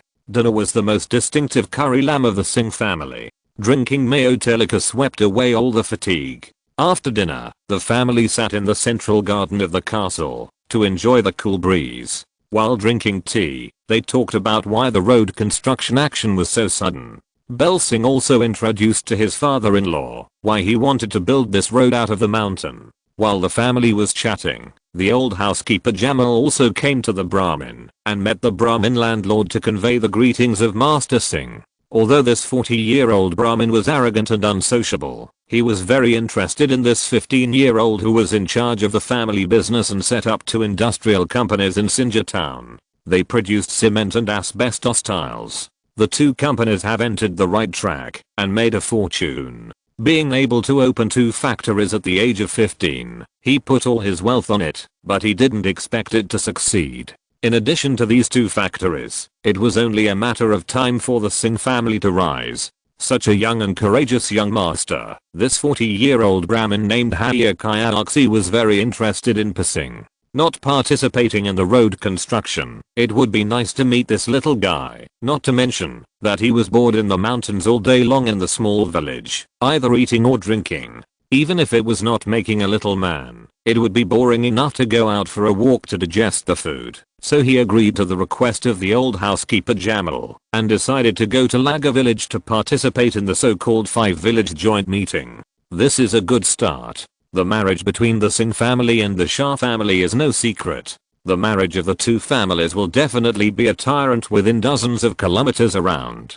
Who can shake the alliance of the 2 families, and who can deal with the alliance of the 2 families? So more and more villages participated in this meeting, and all 5 major villages decided to participate. Chapter 111, The Grand Spectacular in Laga village. Since the other villages with larger populations are mostly in the mountains, it would take at least 5 days to gather all the people. So the next day, Lina accompanied her father-in-law and her brother-in-law to visit Laga village. In particular, the father-in-law was surprised to see that the Singh castle had 24-hour power supply and that the poor untouchables could use electric lights, a symbol of civilization. He was particularly interested in the small hydroelectric generator and the expensive signal tower. He planned to introduce these 2 living facilities into Shah village, and Belsing dressed up after breakfast and held a loudspeaker. He gathered all the villagers working in the back mountain and those in the village in the square of Laga. He introduced the villagers with a loudspeaker, saying, "Everyone, pay attention, pay attention. A few days ago, a villager fell off a cliff while riding a bicycle back to the village in the middle of the night. Although his life is not in danger, he was seriously injured. it will take at least half a year for him to recover. You also know that the villager is the backbone of the family. Without the strong labor of the male owner, who will earn money and harvest the crops. Everyone knew this. At that time, everyone felt sorry for the family. If the male owner's life could not be saved, how would the orphans and widows live? Fortunately, there was such a kind master as Singh to help. Not only was he sent to the hospital and received surgery, moreover, he could get 80% of the basic salary every month during his recuperation. The money was not much, but it was enough for the family to live, so everyone was very grateful to Singh. After all, who can guarantee that he will not be injured for a lifetime? With such a good master to support them, what else can they be dissatisfied with? Although these untouchables have not been to school and can't read a few words, they also know that it is definitely not so easy for Singh to gather everyone together. So everyone pricked up their ears and listened attentively to what Master Singh said in order to prevent themselves from making mistakes and making Master Singh angry. Seeing that everyone listened attentively, no matter adults or children, no one talked to each other, which made Singh feel that everyone's quality had improved. Not bad, not bad, very good, he said with a smile on his face through the loudspeaker. The reason I called everyone here today is to tell you that I want to unite the 5 major villages around and the small villages to hold a meeting in Alaga village. The content of the meeting involves building a stone road to Sinja town. Road construction is related to everyone's survival. It is not something that can be completed by one village. I hope to integrate the forces around to build this stone road. So many people and masters in the villages come to Alaga village for a meeting. We can't let others laugh at us, so the sanitation in the village must be good and insist on it. The adults should keep themselves clean and wear the best clothes to do a good job of reception.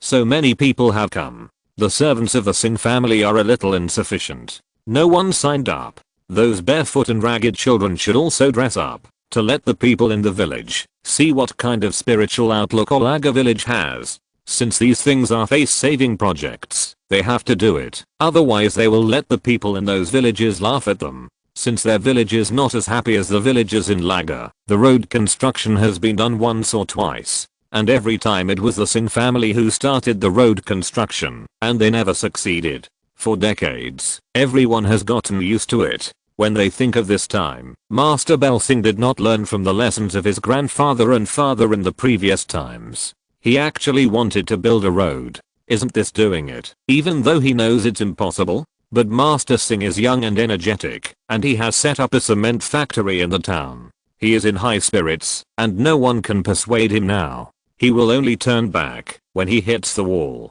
Everyone feels very sorry for the kind-hearted Master Singh. Don't let the noble masters in the village bully him. If their master is severely injured and unable to recover, what should they do? Although everyone is very worried, it is impossible to change what the master has decided, so they can only help Grandpa to complete the reception work. After hearing what the master said, everyone started to shout and promised their own Master Singh that they would never bring shame to Laga village and the Singh family. Now 60% of the adult men in the village work in Singh industries. I brought back a month and a half of wages to buy some nice clothes. I didn't have the chance to wear them normally, but now I have the chance. I will dress up beautifully to help the Singh family complete the grand event of Laga village. That is, the so-called silent meeting will be held smoothly. Some girls who think they are young and beautiful, hearing that the Singh family's servants are not enough, have signed up enthusiastically. If you can make Mrs. Lina like you, it will be a very decent job to become a permanent servant of the Singh family. Maybe these girls can save their own dowry and marry a good husband without the responsibility of the family, saving their parents a lot of trouble. But such lucky girls are a minority after all. These Shudra untouchables are dark and malnourished. They are really not that good looking. But it is still okay to be a maid temporarily. These girls will receive training from the Singh family's maids and do some simple work within their ability, such as helping in the kitchen and washing fruits. And those older old men and women can more or less move around and do some work within their ability. With a broom, they cleaned up the entire Laga village and Laga valley, pulled out the weeds, removed the stones blocking the road, and even the local dogs in Laga village were taken to the river to take a bath and then tied in front of their own courtyard gates. It can be said that the entire Laga village took action. With more people, there is more power. It only took a day and a half for the entire Laga valley to be completely renewed. The villagers got busy, and the people of the Singh family were busy. Although it was a joint meeting of 5 villages, the representatives of the villages were all people of higher castes, even if each master brought a few servants. There were only 20 to 30 people in total, and there would be many people from those small villages. The food and accommodation of so many people was not a simple matter. Fortunately, the Brahmin chef hired by the Singh family at a high salary finally had a place to use his skills.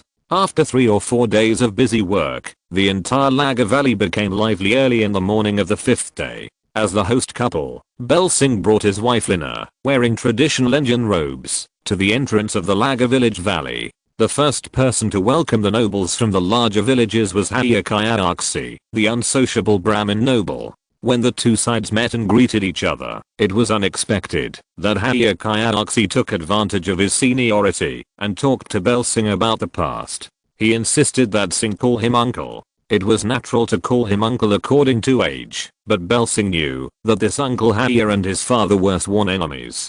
If you're listening to this novel on a channel other than Fanfic World, it means they downloaded and uploaded it without effort. We cordially invite you to visit our channel, Mundo Fanfic Novelos. There you'll find the original version of this story and you can explore many other novels of various genres. We're waiting for you to immerse yourself in a world of incredible novels. Chapter 112, I'm threatening you. Out of politeness, the 40-year-old man could call him uncle. After arranging the very unsociable and arrogant high-caste, the nobles from other villages came to Laga village one after another with their servants. They were all well taken care of. The last one was Kshatriya high-caste master who had fought with other villages for decades. He came with his old butler. This was not because he was afraid of being ambushed by the Vaishya castes on the road, but his village was the farthest and the last big village to be notified, so it was understandable for him to act with Jamal Butler. The whole morning was spent welcoming these local rich men who were as arrogant as 2.58 billion. At noon, the living room of the entire Singh castle family was covered with gorgeous carpets. Then everyone sat in a circle on the carpet, eating, drinking, and chatting. Whether it was true or false, or just a show, everyone was very happy chatting. They were very satisfied with the food and drink, and they all gave a thumbs up to the Singh family, who did a good job in reception. After eating and drinking, the servants of these masters were arranged to rest in the servants' room. Then everyone knew that the main part of the show was about to begin.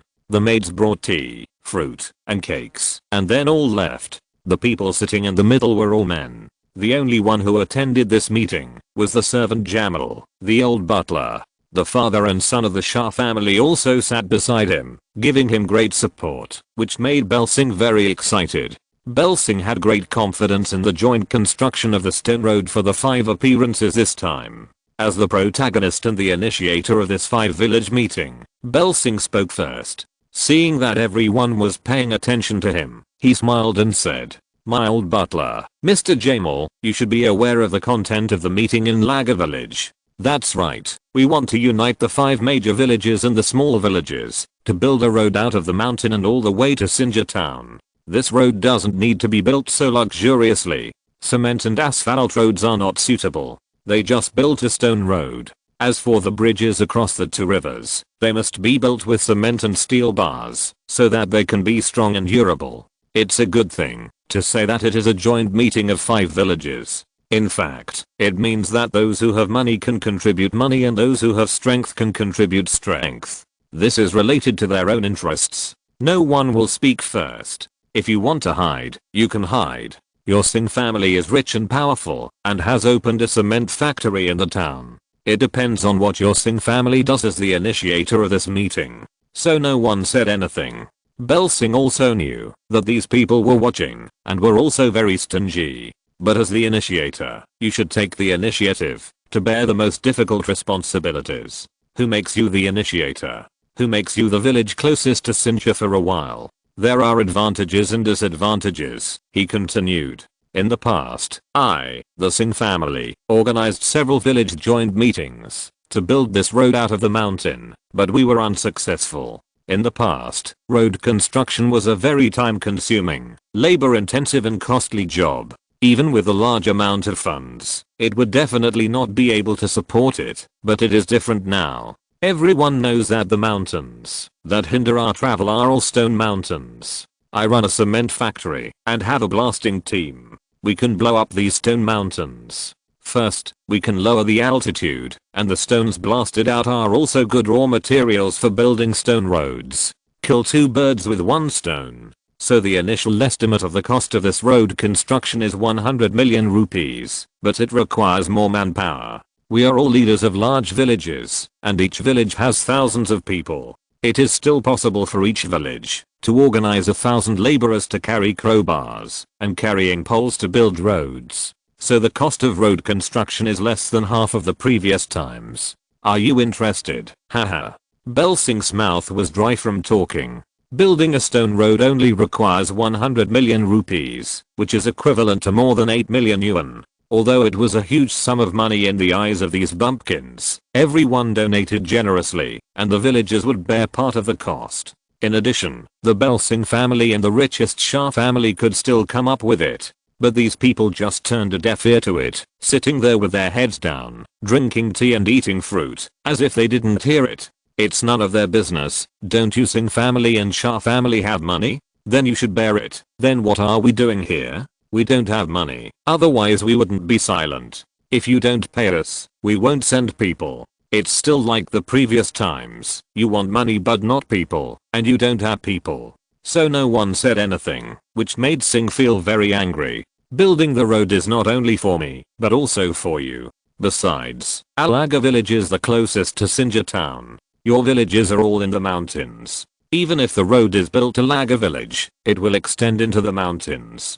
Extend to your respective villages, so that everyone can travel conveniently, with such a good stone road connected to the outside world. You can revitalize the village economy, and make the villages prosperous. It makes sense to build roads first, if you want to get rich. Without roads, even if you produce more food, you can't transport it out, and turn it into money. But these people are short-sighted. It's more painful to ask them to pay than to kill them.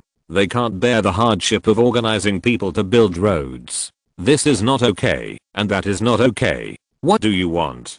Do you want to pick up something ready-made? I'm not your father, nor your grandfather. Why should I take out a huge amount of money to build roads for you for nothing? Who are you? Isn't it too much? So Bell Singh saw that these local rich people didn't say a word and didn't respond to anything.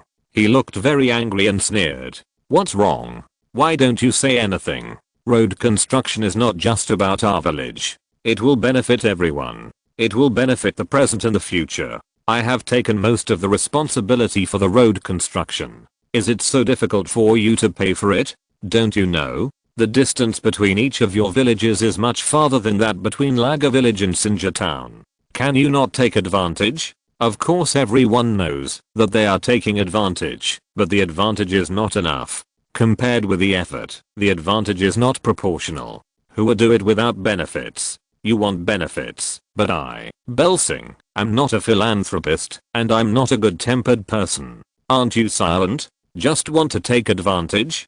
Don't you want the Singh family to be in the front? Okay, then I will fulfill your wish. So Singh smiled and picked up the teacup while blowing hot steam and said with a smile, since everyone is so silent and disagrees with the road construction, I have nothing to say. We, the Singh family and the Shah family, built the road ourselves. I can tell you that the stone road we built is only for people from our two villages to walk on.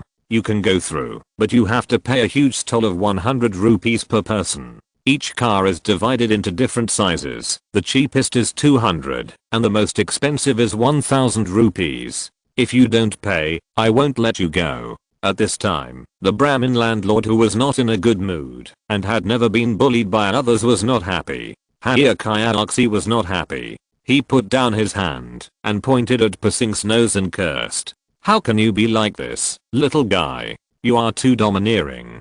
Are you robbing people on the road? Are you bullying people? You are threatening us. I'm threatening you. So what? I built the road, and I paid for it. I won't let you go. What can you do? If you have the ability, you can also build a stone road to Sinja Town by yourself, so that you don't have to pay tolls. Chapter 113. I'm scared this time, but it's too late. This is clearly extortion, but you still have to accept it. Why do you say that? Because the terrain of their villages is too closed. The nearest village is 15 kilometers away from Laga village. Although this 15 kilometers is close, it is located in the mountains with 6 or 7 peaks. Even if you run from their village to Laga village, it will take a day and a half. Laga village and Laga valley are like the exit of the mountain blocking the center of the exit. No matter which village wants to go to Sinja Town, they have to pass through Laga valley. This is still the nearest road. If Belsinger really sets up a checkpoint on the newly built stone road to prevent them from passing, then it is not so easy for them to cross the mountains through their own village to Sinja Town. There is a main peak with an altitude of more than 1000 meters in the north. There are also 3 peaks with an altitude of more than 600 meters, 2 rivers, and 5 or 6 small hills in front. The shortest time is also 3 days. These 3 days are the time for walking with 2 legs. Such a difficult mountain road can only be walked with 2 legs. If you want to use bicycles, forget it. Building a road to Sinja Town by yourself will cost more than 100 million rupees. Even the nearest Kyaksi village, that arrogant Brahmin village, wants to build a road from its village to Sinja Town. The mountain trail also requires 200 million rupees of funds, and it can only be used by bicycles. If you want to use human carts for food transportation, the cost of road construction will more than double. Do you think these people are not afraid? Others are afraid of Kyaksi, a Brahmin, but Belsing is not afraid of him.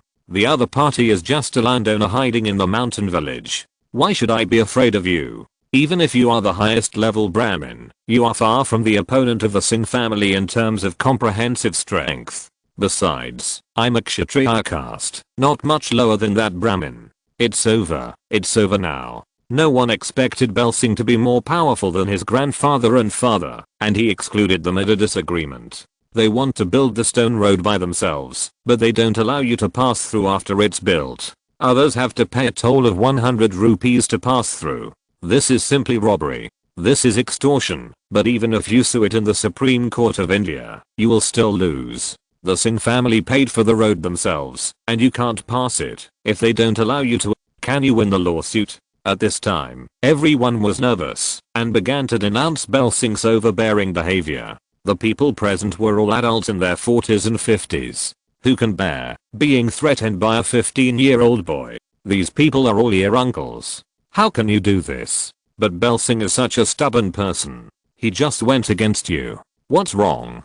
Can you bite me? So Belsing immediately became like before, turning a deaf ear to the outside world and drinking tea with one heart. You can yell whatever you want. It's none of my business. Now you are anxious. It's too late. I will exclude you. What can you do? At this time, everyone saw that the 15-year-old Belsinger was more stubborn than them and more ruthless than these old foxes. He was simply unyielding. Then everyone had to turn their attention to the father and son of the Shah family. If they couldn't deal with you, could they not deal with your father-in-law and your eldest brother-in-law? So everyone concentrated their firepower on putting pressure on the Shah family, hoping that the Shah family would help them out. But the father-in-law and the eldest brother-in-law had already discussed it with Belsinger. On the surface, 5 joint meetings were held to get everyone to work together to repair the stone road leading to the town. Wouldn't this indirectly facilitate everyone? But these people would never agree, so I would repair it myself.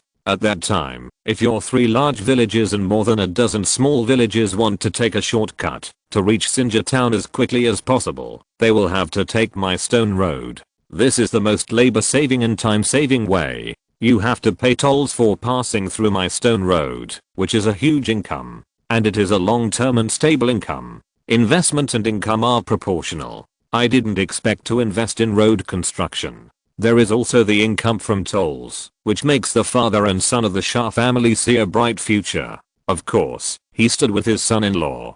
If you don't make money, you are a bastard. No matter whether you are old relatives, young friends or neighbors, it doesn't work. In front of money, these people's mouths are dry, but seeing the two guys' stubbornness, everyone knows that there is a conspiracy. People have already discussed it, and the trap is waiting for you to fall into. You people are still self-righteous and plan to take advantage. If you knew the consequences earlier, you would have participated in the road construction. Why make such a passive situation? But everyone calmed down and thought again. Even if your Shah family and Singh family are rich, you can't take out hundreds of millions of rupees. You don't have so many people to help you move stones to build a stone road. Even if your two families unite, you don't have that much strength. Building a stone road across 3 mountains and 2 rivers, what are we afraid of? The 2 cross-river bridges are enough for you. After thinking about this, the people of the 3 villages looked at each other and were no longer anxious. I saw the 2 families laughing. Belsina is so smart. If he gets his hair on him, he will be a monkey. It would be a big joke if he lets you laugh at him. If it can't be completed in 1 year or 2 years, I don't believe that a stone road and 2 bridges across the river can't be completed in 2 years. The relationship between me and the mayor is that of an ally. Every year, Congress will approve a large amount of infrastructure funds, even if the leaders standing above are greedy. Leaving me a little soup can also solve part of the funds for building stone roads. In addition, the 2 families are collecting part of the funds from the villagers. Isn't it done? I'm afraid you rubbish are just joking. Aren't you not going to participate? Okay, I'll make you regret it for 100 years. Singh felt very funny when he saw those people who were so anxious. This jumping clown knows that he is anxious now, but it's too late. The scene is noisy and makes Belsina feel a headache. His father-in-law and brother-in-law said hello, leaving Jamal, the butler, to deal with the remaining things and leave decisively. Seeing that the real owner had run away, the father and son of the Shah family who pretended to be stupid and didn't know anything could say anything. The old housekeeper Jamal was even more of an old fox. He was a top-notch master of take-eye. After chatting for half an hour, they still didn't get to the point. Do you think this problem can be solved? The heads of the other 3 villages looked at each other and smiled bitterly. This was a trap set by the Singh family, waiting for them to fall into it. They were still sitting there stupidly, holding it, and planning to take advantage of it. Now, who is taking advantage of whom? These men who have lived to their 40s and 50s have never played with a 15-year-old boy. These people have lived in vain. What face do they have to quarrel here? At the same time, they secretly hate in their hearts why their family doesn't have a good relationship with the Singh family. Looking at the father and son of the Shah family, their faces are so red, and they look like they are overnourished, which makes people feel very angry. And you have no choice but to let them try to take advantage of you and end up falling into someone else's trap. Who can you blame? Chapter 114. You can do whatever you want. Seeing that Belsing was about to get up and leave, the landowners of several villages in the underground area became anxious. They were in their 40s, but they had actually forgotten the etiquette. They grabbed Belsing and refused to let him go. This was a very rude act. The people of the Singh family present glared at the shameless high-caste. If it weren't for Master Singh's order, the people of the Singh family would definitely beat high-caste, who didn't know manners, to the point where he couldn't take care of himself. Belsing, whose arm was grabbed, also felt very angry and shook it hard and yelled at high-caste. What are you doing? Are you trying to threaten me? Let go of your hand. I've already given you a chance. Why do you still have to consider so many gains and losses? It's true that if you don't work for yourself, you will be punished by heaven and earth. Then you should also take a look at the time. Am I building the road just for Ajah village? Won't your Kayakaksi village benefit from it? Kayakaksi, who was in his 40s, was scolded by a 15-year-old boy. To be honest, he was a little embarrassed. But who can you blame? Who made you selfish? It's too late to regret now. Belsina has follow-up methods, but he just hasn't revealed them. I gave you a trap and you really got into it. Now there is a roadblock, and you charge a fee. Do you think you can pass it? This is related to the interests of myself and everyone in the village. There is a saying that goes, you have to bow your head when you should. How dare you not bow your head under the eaves? Kayakaksi, who is in his 40s, has thrown away his old face and said with an awkward smile, you are really a kid. What are you angry with your uncle? We are old and our thinking is a little slow. We can't keep up with the pace of you young people. Shouldn't you young people wait for the old people? Didn't we say nothing? We are considering why you are so anxious. What's the hurry? If you think it through, will it still benefit me? Bell Sr. expected that these people were eaten by him. Will he still care about them? Since you want to participate, okay. I will just listen to your opinions. If I cannot achieve a satisfactory result, then I'm sorry, the road closure and charging must be carried out.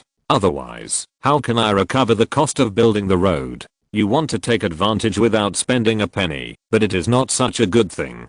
So Belsing planned to listen to what they said. Even if it goes to court, you still have to listen to the defendant's statement, right? Otherwise, people will say that the Singh family is overbearing. So he forcefully pried high-caste's hands apart and sat back on the carpet. While drinking tea, he signaled with his eyes that the other 3 landowners who were unwilling to participate could say whatever they wanted.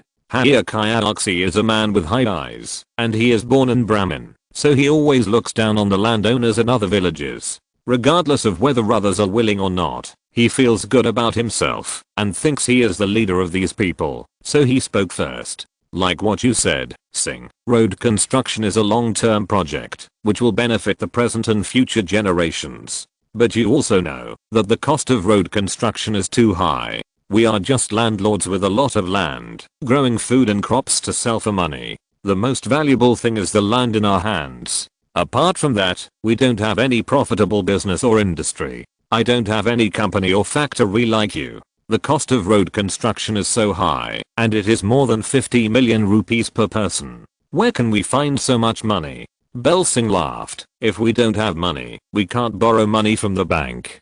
Do you think you won't participate if you say we don't have money? To be honest, the road will be better without your participation. Although I'm the one who gathered you together, I don't have any hope for you. Our Singh family has been planning to build roads since my grandfather's generation. Do you know which one of my father and me has succeeded? I called you here knowing it very well. I just want to inform you that I'm going to build a road. Don't create obstacles for me, otherwise the Singh family will not be polite. At this time, the hot-tempered and united Vaishyas immediately became angry. Isn't this obviously bullying? It's obvious that you are setting a trap for us to fall into. What do you mean by that? You are even more cruel than your grandfather and father. Are we made of mud? So some people couldn't help but stand up and roar. Our most important property is the land. You asked us to take the land to the bank for a loan. When can we pay off the loan interest and take back the land? If we can't pay back the money, is the land still ours? The land is a lifeblood. Are you going to make us a way out? Are you going to make people from several villages work for you? If you were allowed to participate in the construction of the pontoon bridge, it would be my loss. This is the result I want. You have to nod and admit it, even though you know you are at a disadvantage. You know I'm taking advantage of you. What can you do? We, the Singh family, will take it. And I don't want to talk nonsense with these people. These people are lambs to be slaughtered, just contributing to tolls for myself. It's a waste of time to talk to them about the truth. These people will never mortgage their lifeblood and land to the bank. So why should I waste my words with you? So Bell stood up with a laugh, then his face turned livid, and he looked at the adults around him with his eyes wide open, and said word by word, "Butler Jamal, show me the guests. You want to be a whore, and want to be a saint. You take advantage of everything. How can such a good thing happen? If you don't want to pay the price, you can pay the toll. Otherwise, you can open a road to Sinja town by yourself. There is no third way out. I tell you the truth, I will start working in 5 days. If anyone dares to play tricks with me, our Singh family will not be polite." At this time, the profit distribution plan had already been discussed with his son-in-law. Of course, the Shah family would not let go of the piece of fat meat in their mouths. Niru Shah, who stood up to support his son-in-law, stood up from the ground with a bang, patted his belly, that looked like a swimming ring, sneered and glanced at the group of lambs to be slaughtered. "My son-in-law has made it very clear. If you want to participate, you can pay and provide people. If you don't want to participate, you can either build a road to the town yourself, or take our road and our bridge, and pay the toll. There is no third choice. I'm warning you now.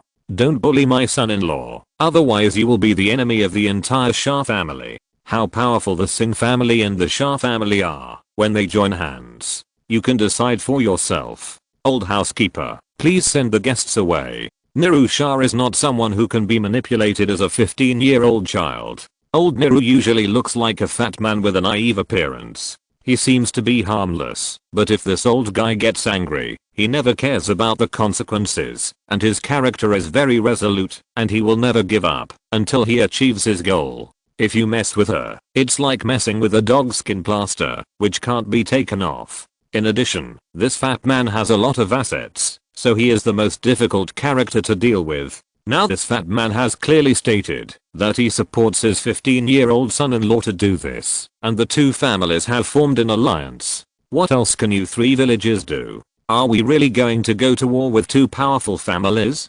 Chapter 115. Broken legs from building bridges and roads. This joint meeting of the 5 villages was really a cowardly one. The 3 villages combined were not much weaker than the Singh family or the Shah family. The bad thing was that the 3 villages were not united. One of them was arrogant and conceited. He was always annoying wherever he went. Who could unite with you? The other 2 villages were feuds. The 2 sides had been fighting for decades. It was not today that they killed your servants, and it was not tomorrow that they killed your villagers. The 2 families were already in a situation of life and death. How could they unite and face the outside world together? So the 3 villages were like a pile of loose sand.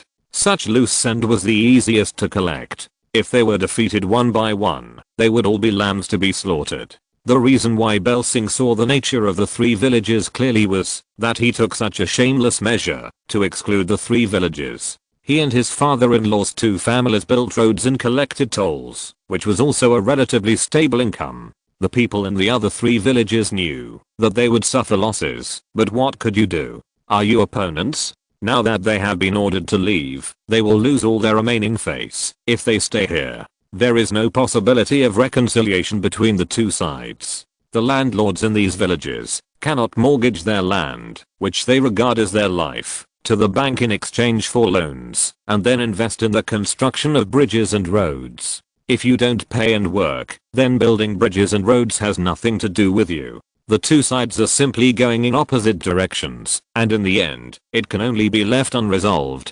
They can only suffer in silence. Then someone will ask, if a landowner shows his courage and mortgages his land in exchange for a large amount of funds to build bridges and roads, what will Bel Singh do? Will he accept it? Why doesn't Singh accept it? Isn't it a good thing that someone invests? Each of them has such courage, and they are not afraid to go to the bank to borrow money to invest in Bel Singh. In the end, they are the ones who suffer. Why? Because there are only 5 large villages and a dozen small villages within a few dozen kilometers around the Baga Valley. The total population is only about 50,000 to 60,000 people.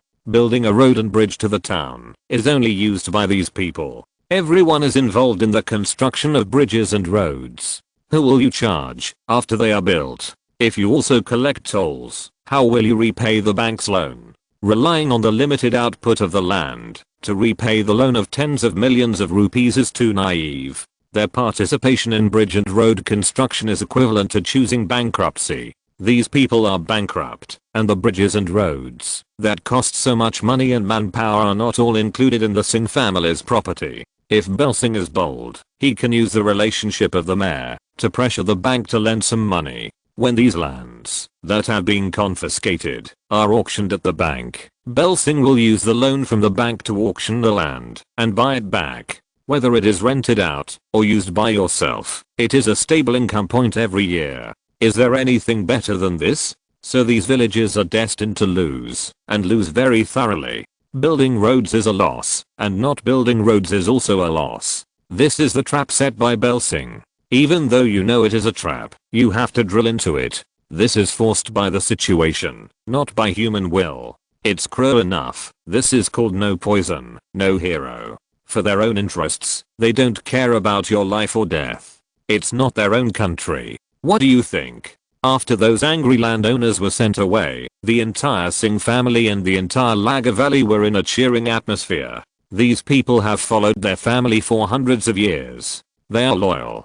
Don't look at them in a low-key manner. In fact, if there is an invasion by foreign enemies, these untouchables will unite around the Singh family and face the outside world together. In addition, Master Singh has explained it to everyone. When the bridge and road construction projects are underway, people in the village will be asked to participate in this work. This is also a good opportunity to make extra money. In addition, if the villagers are more flexible, they can also do some small business on the bridge and road construction site. For example, selling water, popsicles, fruits, or gloves, hats and other equipment is also a good business. These profitable businesses are allocated to people in the two villages. If you are willing to make money, go to the construction site to work. If you don't want to make money, you can do some small business on the construction site. It's up to you.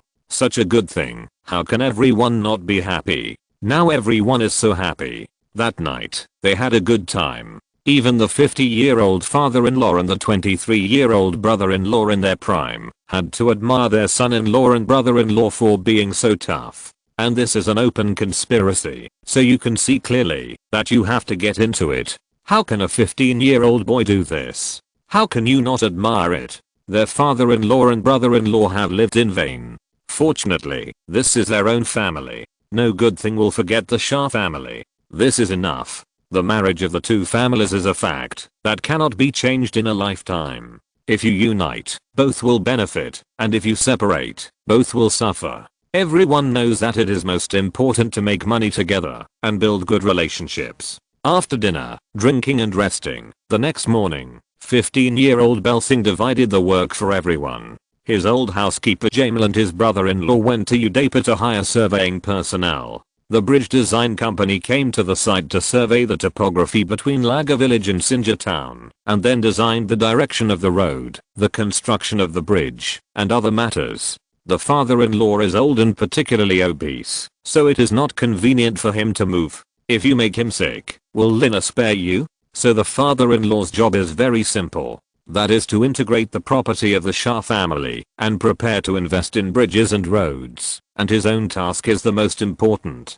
Bel Singh's human mule Brook hurried to the town and visited the mayor that night. The two are already de facto allies, and there is nothing they can't say. Speaking of building bridges and roads, this is also a political achievement that is beneficial to the mayor's attempt to develop, not to mention that every year the Indian Congress allocates a large amount of infrastructure funds. This is why Indian villages are so backward, because those grassroots leaders are too greedy, and the funds have been exploited layer by layer. When the first-line leadership agencies get the money, there is not much money left, so who would consider infrastructure construction? But this time it was different. This time, Bel Singh planned to build bridges and roads himself, and he was an ally of the mayor, which was another good career achievement. The mayor had to help anyway. He called the town leaders to ask them to be less greedy and allocated some of the infrastructure funds to Bel Singh to build bridges and roads. It was also a good thing for the town leaders to do.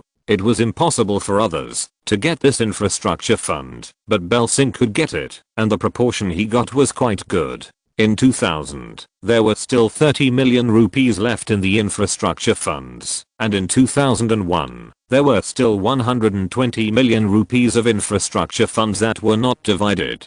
Even if half of it was taken out to Bel Singh to build bridges and roads, it would be about 100 million rupees, and half of the funds for building bridges and roads would be available. Moreover, although the officials in the town ate less, they also ate meat.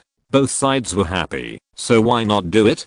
Chapter 116. Broken legs during bridge and road construction. In addition to begging for money and policies from the mayor, there is another purpose. That is, the explosives for blasting rocks in the mountains are too difficult to get. This is to blast the mountain to build a road, not to blast the cement factory, and the amount of explosives required is too much. Even if the mining is not military explosives, the explosives are explosives after all, which can kill people, and are quite dangerous. I have a blasting team, so I don't have to work hard to find them, but the amount of explosives used to blow up the mountain is too much, and I can't get it myself. After all, this is a kind of controlled resource, which is not something that a small businessman like me can coordinate. so I can only start infrastructure construction in Sinja town under the name of building bridges and roads. Communicate with the above to let the Rajasthan government consider the difficulties of mountain residents in traveling and allocate a batch of explosives. The mayor agreed to all these things and agreed very quickly, but the price paid by Bel Singh was also very high. There is no free lunch in the world, and pie will not fall from the sky. If you want the mayor to serve you without sufficient benefits, who will do it? Why do you come to be an official? Isn't it just for the money? Otherwise, what would he do in this barren town? The price Bel Singh paid was 10% of the net profit from the tolls for 1 year, plus 30% of the profit for the Shah family. He only had 60% of the profit left, which was a small reduction of half, but it saved him a lot of trouble, so this loss was acceptable. But Bel Singh was no longer the young man he used to be, and he knew that eggs should not be put in one basket. He also knew that it was not safe to have only the mayor as a protective umbrella. After all, the officials in the town were not united, and each had their own factions. In order to better protect the interests of the Singh family, after Bel Singh talked with the mayor, he secretly visited some other leaders in the town government. He acted like a good fortune boy, handed over 10% of the profit, and made friends with a group of cadres of all sizes, and both sides reached the expectation of an alliance. Within a week, Bel Singh only had 50% of the profit from repairing bridges and roads, which was cut in half at once, but these losses were inevitable.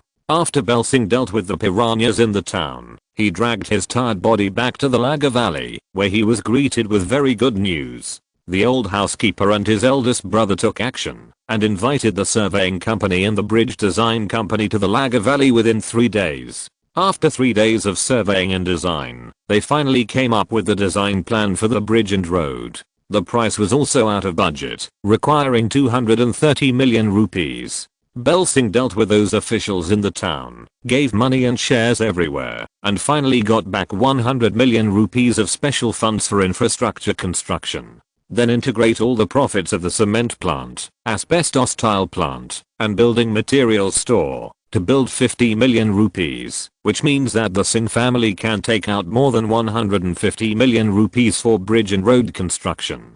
The remaining 80 million was not settled, and after waiting for 2 more days, the majestic figure of the father-in-law finally appeared in the Laga Valley. The father-in-law was really awesome. After returning home, he integrated the family's assets in more than 10 days.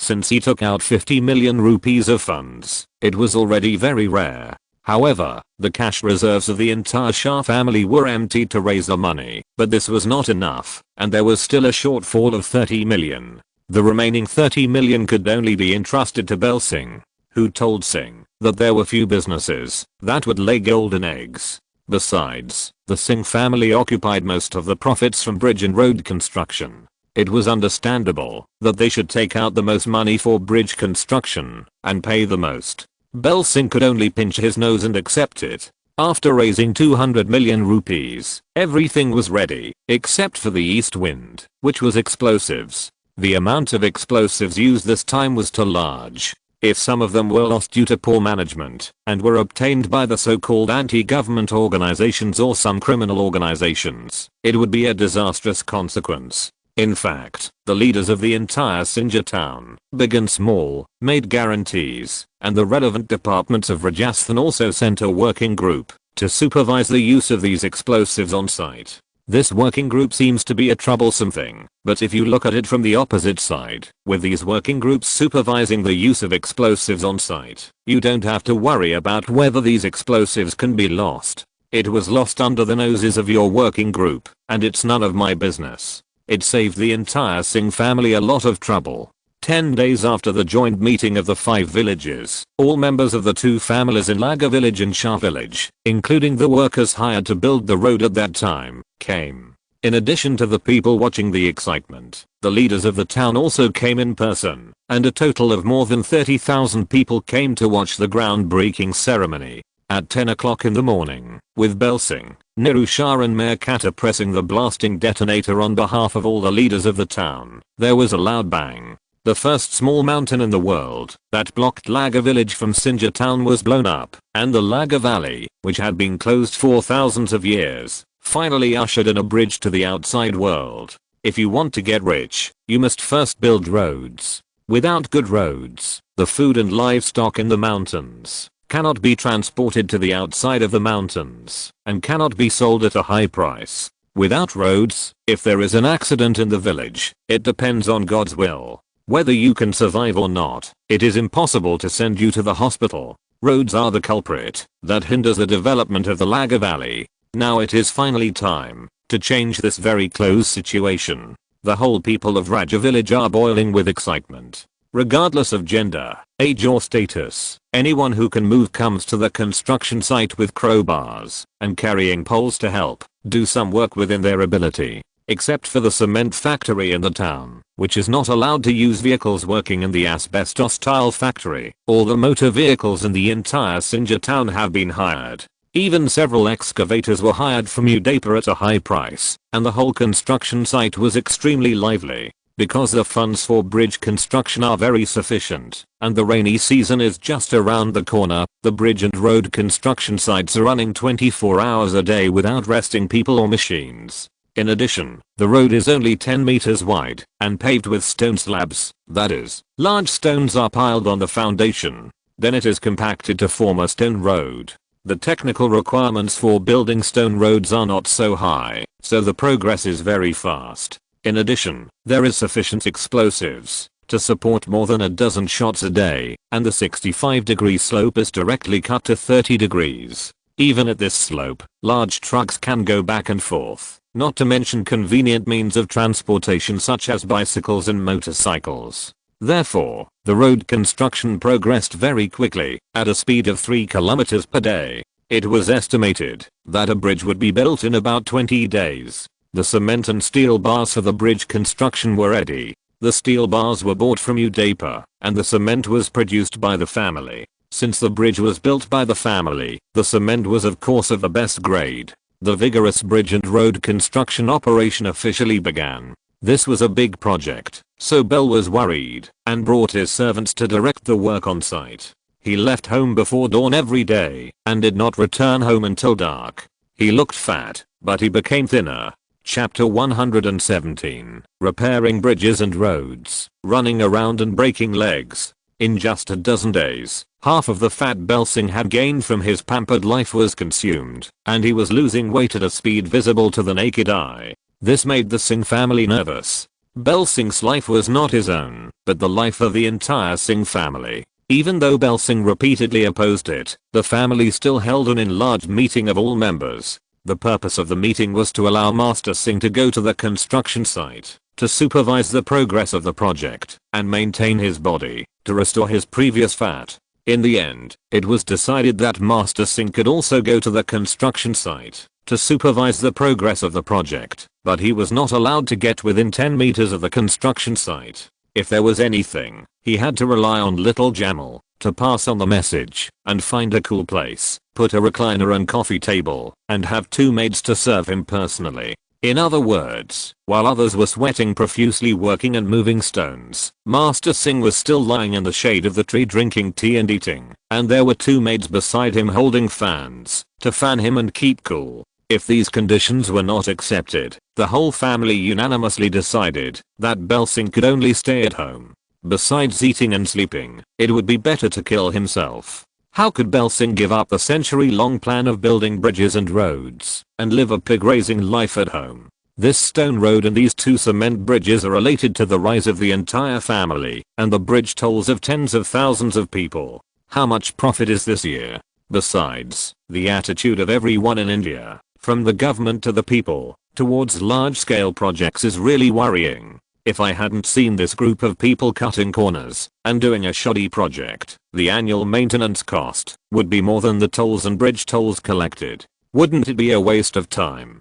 So I was forced to accept the conditions of the people at home, just like I had just finished breakfast this morning. If it were in the past, Bell Singh would definitely ride his bicycle and bring a group of people to the construction site to direct the progress of the project and supervise the quality of the workers' completion of the project. But this time it was different. He didn't ride a bicycle and sat directly on a bamboo sedan chair and was carried by 2 male servants to the road construction site slowly. Moreover, on the hilltop 30 meters away from the construction site, a relatively tall wild fig was found. Although there were many insects on the tree, this fig was wild. It was also the tallest tree nearby. The canopy formed an umbrella that reached hundreds of square meters, and the diameter of the beam reached more than 2 meters, which 3 people could not hug.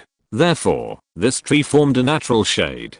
The male servant came under the tree and quickly placed the recliner and coffee table. The maid took out the small gas tank she brought from home and boiled water, and then made a pot of steaming hot black tea for Belsina. She also took out some snacks and put them on the tea table, especially a half-pound chocolate cake on it. It was Mrs. Lina who specifically told the maid to make sure to give it to Belsina. In this way, 30 meters ahead, people were working hard, sweating under the scorching sun, moving stones, and then pieced them together bit by bit.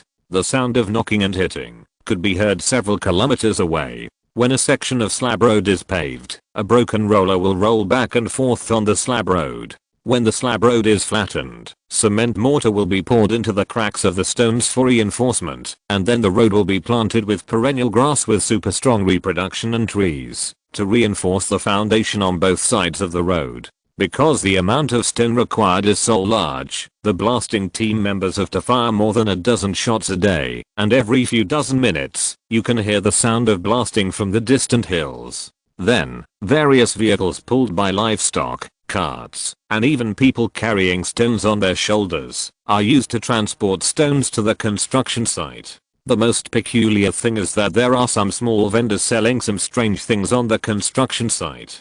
Are there any fresh fruits for sale? There are small vendors selling sugarcane juice and cigarettes. These small vendors are some distant relatives of Laga village, Shah village, Belsing, and my father-in-law's family who are close to each other and do some small business. You really can't help but think that the business is so hot that the daily income is not cheap. For example, the daily income from selling sugarcane juice reaches 500 rupees, which is 4 times the salary of the road workers, and the level is even higher. Among them is a villager in Laga, who is the family of male servant of a relatively high status in the Belsing family. The family's income is not cheap, and they invested a huge amount of money to buy a refrigerator and an incubator to freeze some ice cubes at home at night. They bought some popsicles and ice cream and brought the incubator to the construction site to sell them during the day. A cup of iced cola costs 10 rupees. There is only such a small cup that people with big mouths can drink it up in 2 gulps, but the demand is still huge.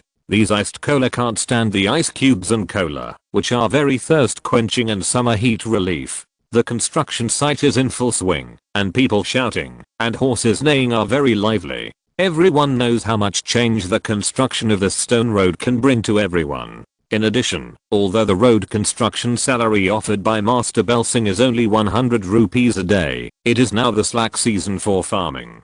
Staying at home is just a waste of time. Why not get 100 rupees after a day's work? Therefore, the workers' enthusiasm for work is very high. Work starts on time at 6 o'clock every morning, and there is an hour break at noon. The kitchen is composed of several people from the Singh and Shah families. Make a free lunch for these workers. Of course, due to the limitations of conditions, it is impossible to make any delicious food.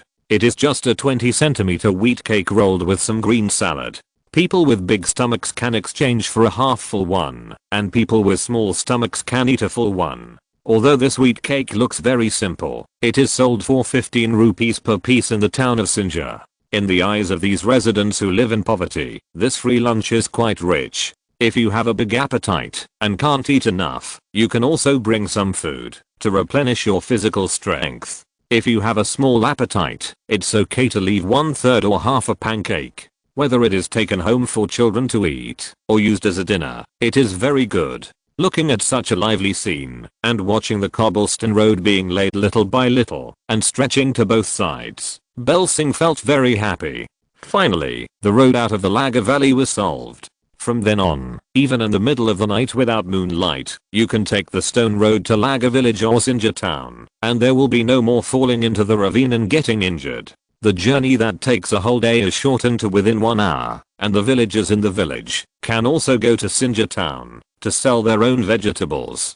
or some fruits, which can be regarded as supplementing the family income. The other 3 large villages and those affiliated small villages are not so lucky. If you want to pass the stone road and cement bridge, you must pay a high toll. Think about the tens of thousands of people who need to pay tolls. How much is the annual income? 100 rupees per person. Makes people feel very excited. Others build bridges and roads to do good deeds, to solve the travel of local residents. But building bridges and roads by yourself can actually make a profit in exchange for high tolls, and such scenes can only be seen in rural India. Bel Singh felt that the days when he bullied men and women and dominated the village were not far away, and the toll was the first step for him to dominate the village. Chapter 118. Something really happened during the fireworks. Although Bel Singh was ordered to drink tea and eat under the fig tree while enjoying the coolness, his eyes never left the construction site dozens of meters away. Although Bel Singh could not personally go to the construction site to direct the progress of the project, someone took over the work left by Bel Singh, that is, the very strong brother-in-law. Lina's biological brother, Bulu Shah, personally watched the front line, and the morning passed smoothly. At lunchtime, Bulu dragged his tired body and came to the fig tree with a sweaty body. He saw Bel Singh eating comfortably with a plate, and the meal was very rich.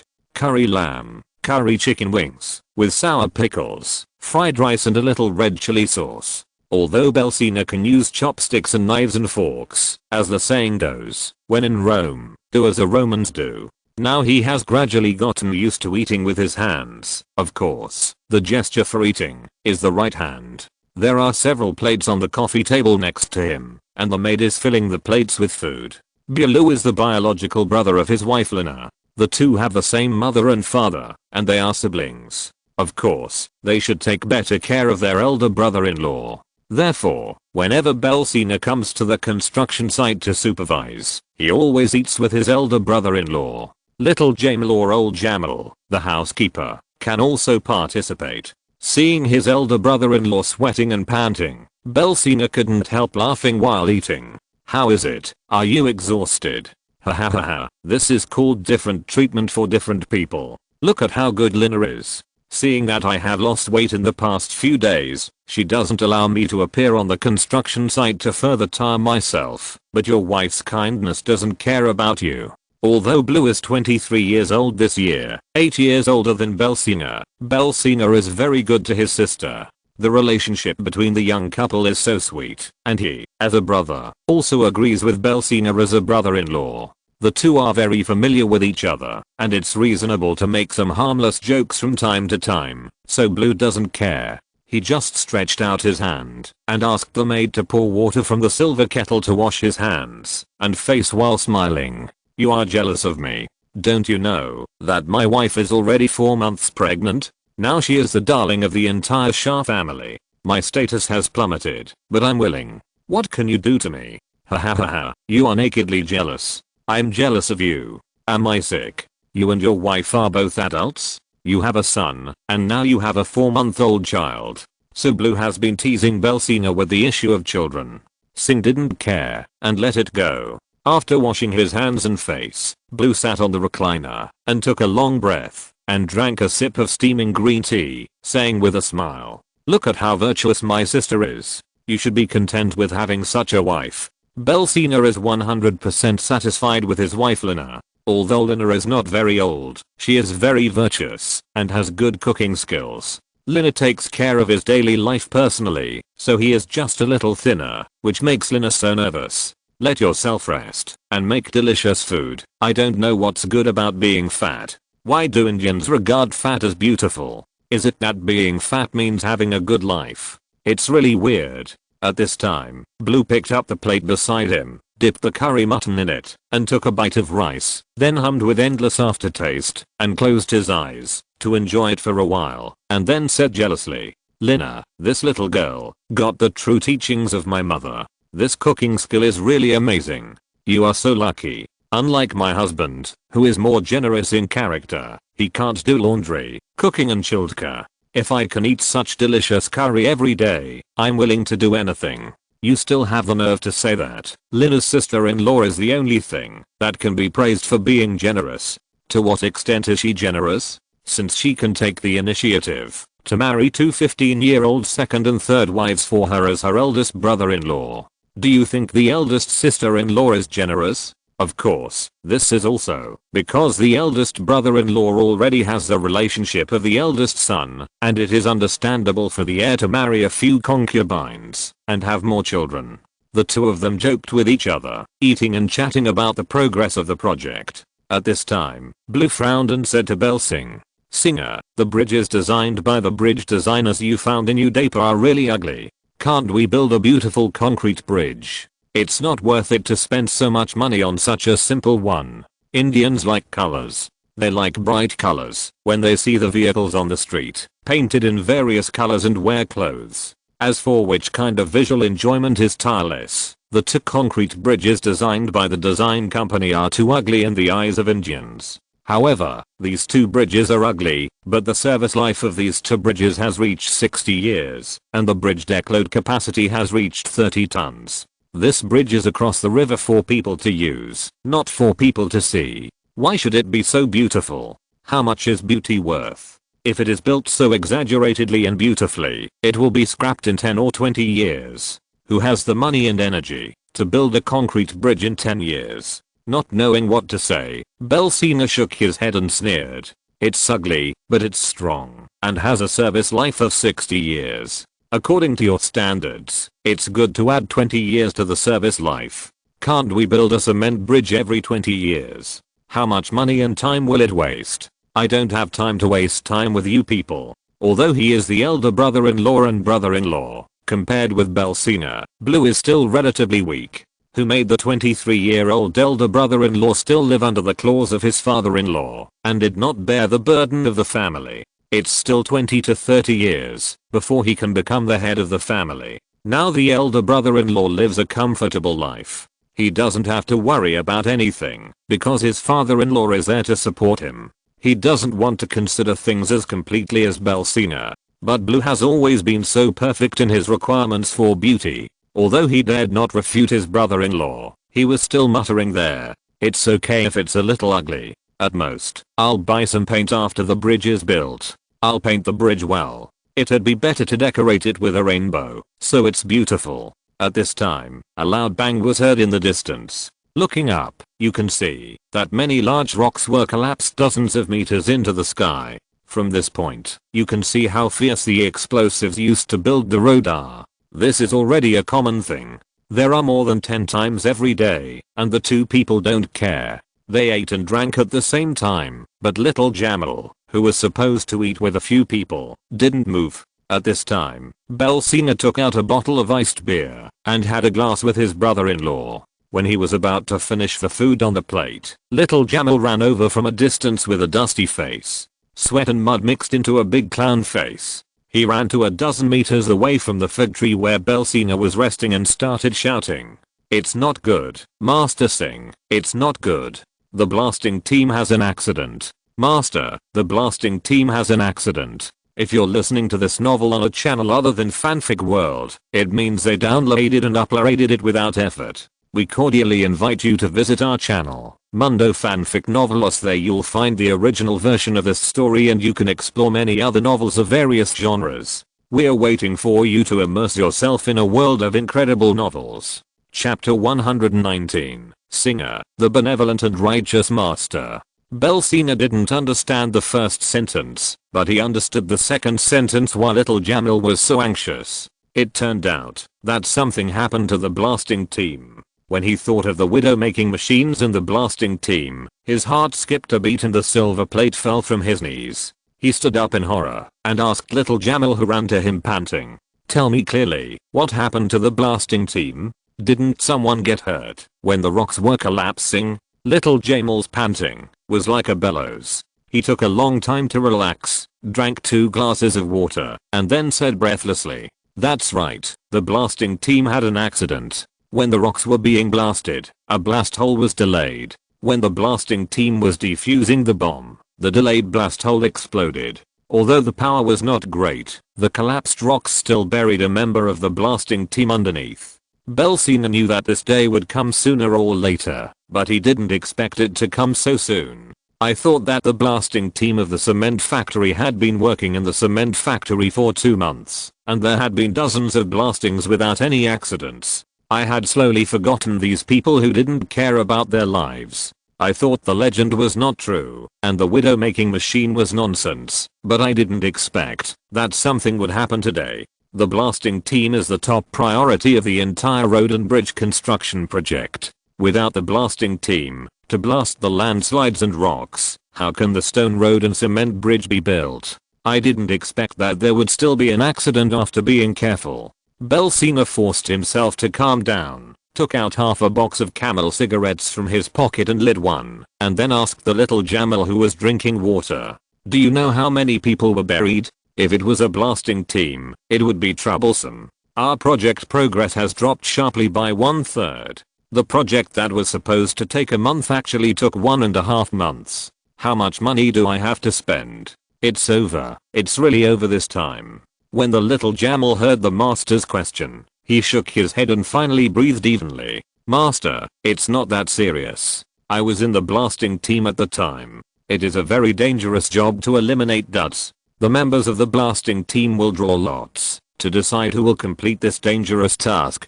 There is only one person who can complete this task. That is to say, there is only one person who was bought by the stone. When I came to avenge you, the blasting team had already started digging. But there are too many, and too big stones. The person buried may be in danger. Shouldn't you go now?" At this time, Belsina breathed a sigh of relief. There was only one person, so it would be easy to deal with, and would not affect the progress of the project. It was really unreasonable for the boss not to be there after such a big thing happened. He was forced to calm down, and was about to leave, saying as he walked, "Hurry up, take me to sea. There is a chance to save the member of the blasting team. We must do our best to save him. It's a life, the pillar of a family. Saving him is equivalent to saving a family." Unexpectedly, he was dragged by his brother-in-law Blue, just after he took 2 steps out, and said with a smile, "Singer, why are you in such a hurry? The mountain road is so difficult to walk on that you have to be carried. You are a noble and high-caste lord. You are not their nanny. If they die, they die. It's okay to pay $2. Why are you in such a hurry? Look, in a remote village like India, even my sensible college graduate brother-in-law looks disdainful when talking about those untouchables. Why are you in such a hurry to die? They are my employees. It doesn't matter if they die, but how will their families live?" But what my brother-in-law said makes sense. This is going up the mountain and then coming to the construction site with big stones. There are all big and small stones that make it difficult to move. My fat body is really hard and I really have to be carried by someone, so I quickly asked Jamal to prepare a sedan chair. 2 strong men lined up and slowly came to the blasting team's station. Jamal was also with me. As for the representative of the Shah family, the deputy commander on the scene, Blue had not finished his meal. For my weird brother-in-law, it is obvious which is more important, seeing death or eating. Of course, my stomach was the most important thing, so I stayed under the fig tree to eat and drink. After more than 10 minutes of trekking, I finally arrived at the station of the blasting team members.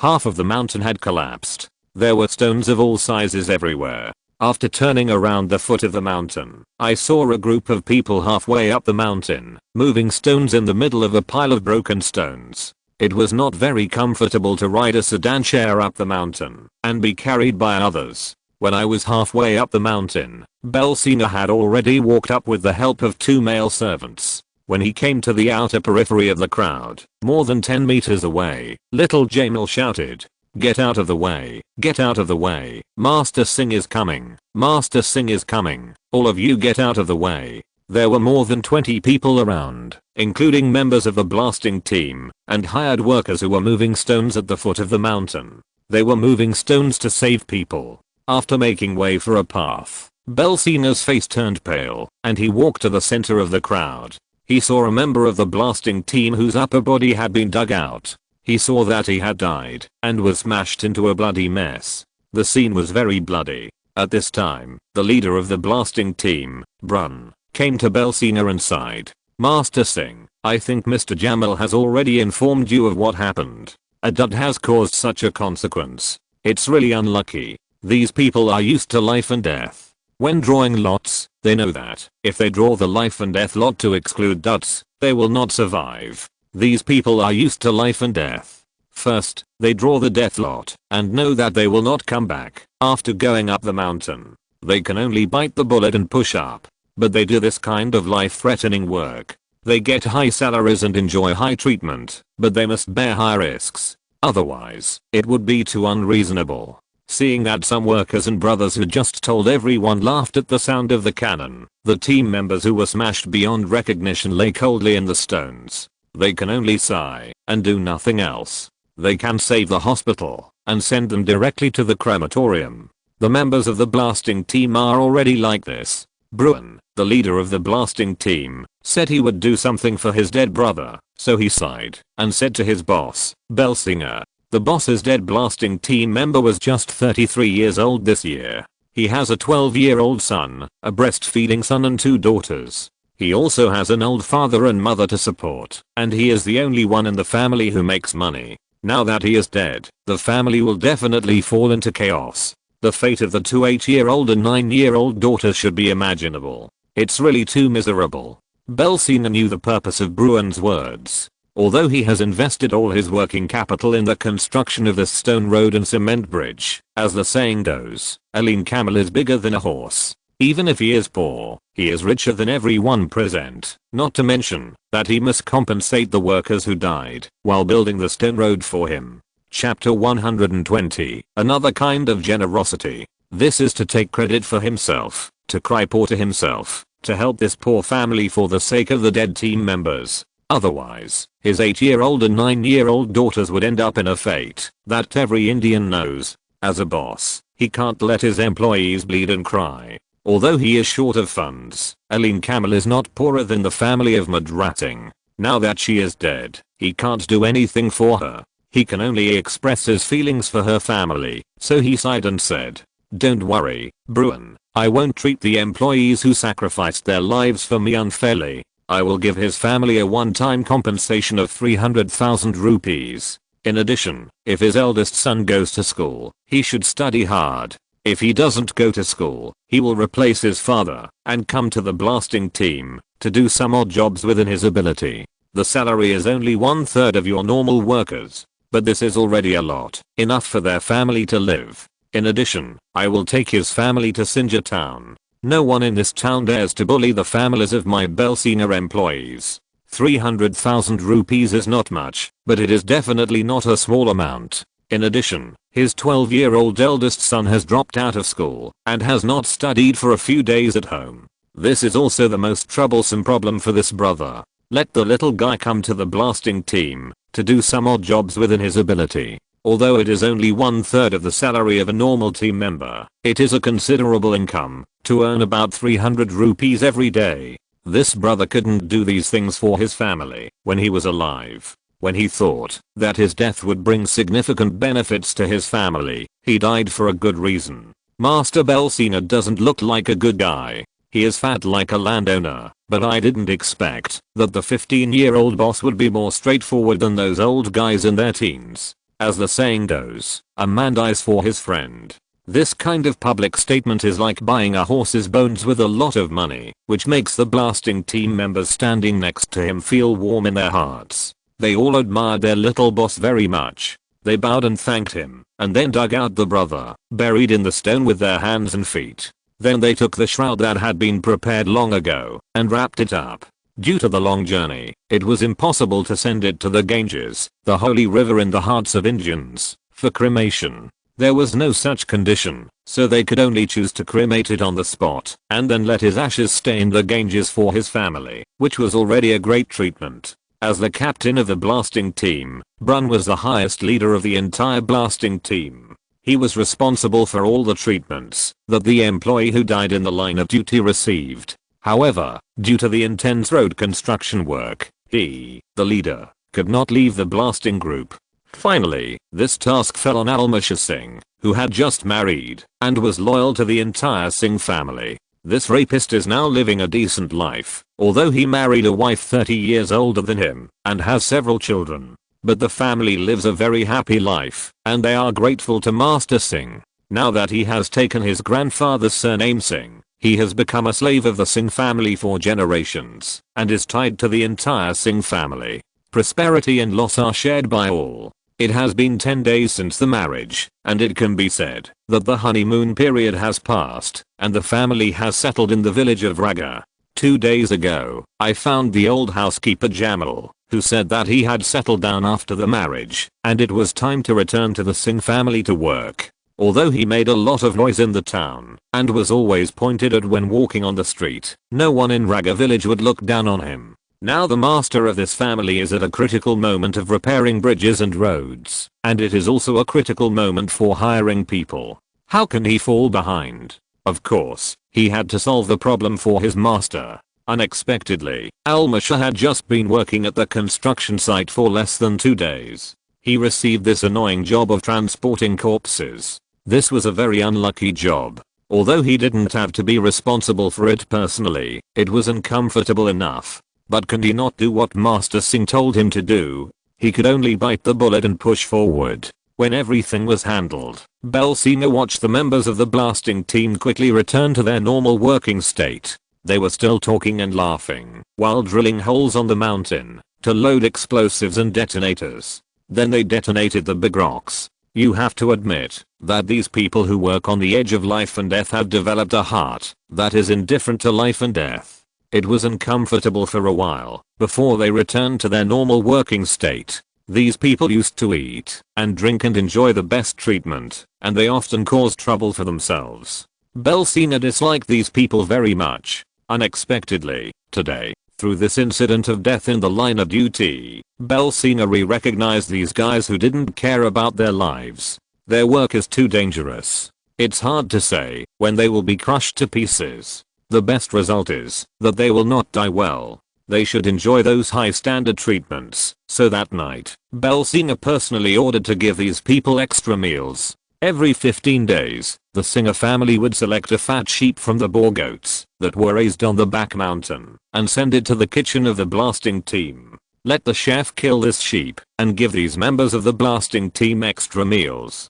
2 sheep a month, that is, 24 sheep a year. The Belsina family can still afford this price. At about 3 o'clock in the afternoon of that day, Belsina sat on a sedan chair and returned to the Singer castle. As soon as he entered the house, he saw Lina walking out with a smile, hugging one of her arms and said coquettishly, "Brother Bell, I have prepared a jasmine bath for you today. The fragrance of jasmine is so strong. Go take a bath quickly. Then try my newly made cream ice cream, which is made with yogurt and is very delicious." We won't say much about Lina's virtue. Belsina saw with his own eyes today that an employee of the blasting team was sacrificed. I felt a little depressed, but when I saw Lina, who was like a pistachio, my mood immediately improved. Little girls are little girls, with little girls' thoughts and little girls' habits. Every time I boiled water for myself to take a bath, I would add some unexpected condiments, such as the rose bath I took the day before yesterday.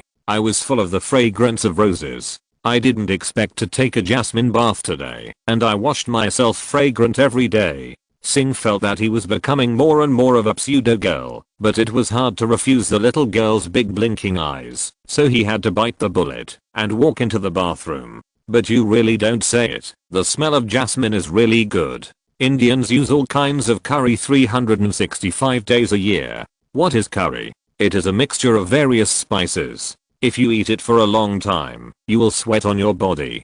To be honest, it is sour and smelly. It's not very pleasant. So Indian women have a habit of fragrance, and men also like to add some spices when taking a bath, to remove the curry smell of their sweat. It is a local custom, and it is also related to personal hygiene, so it cannot be taken lightly. After taking a jasmine bath and drying my body, I smelled the faint jasmine fragrance on my body, which was very pleasant. Then I sat on the sofa and tasted the yogurt ice cream made by Lina herself. This yogurt ice cream tasted very strange and was not delicious, which could be said to be a failure in production. The little girl was quite shocked and prepared to make fresh milk ice cream tomorrow to let her brother Bell taste it to relieve the heat.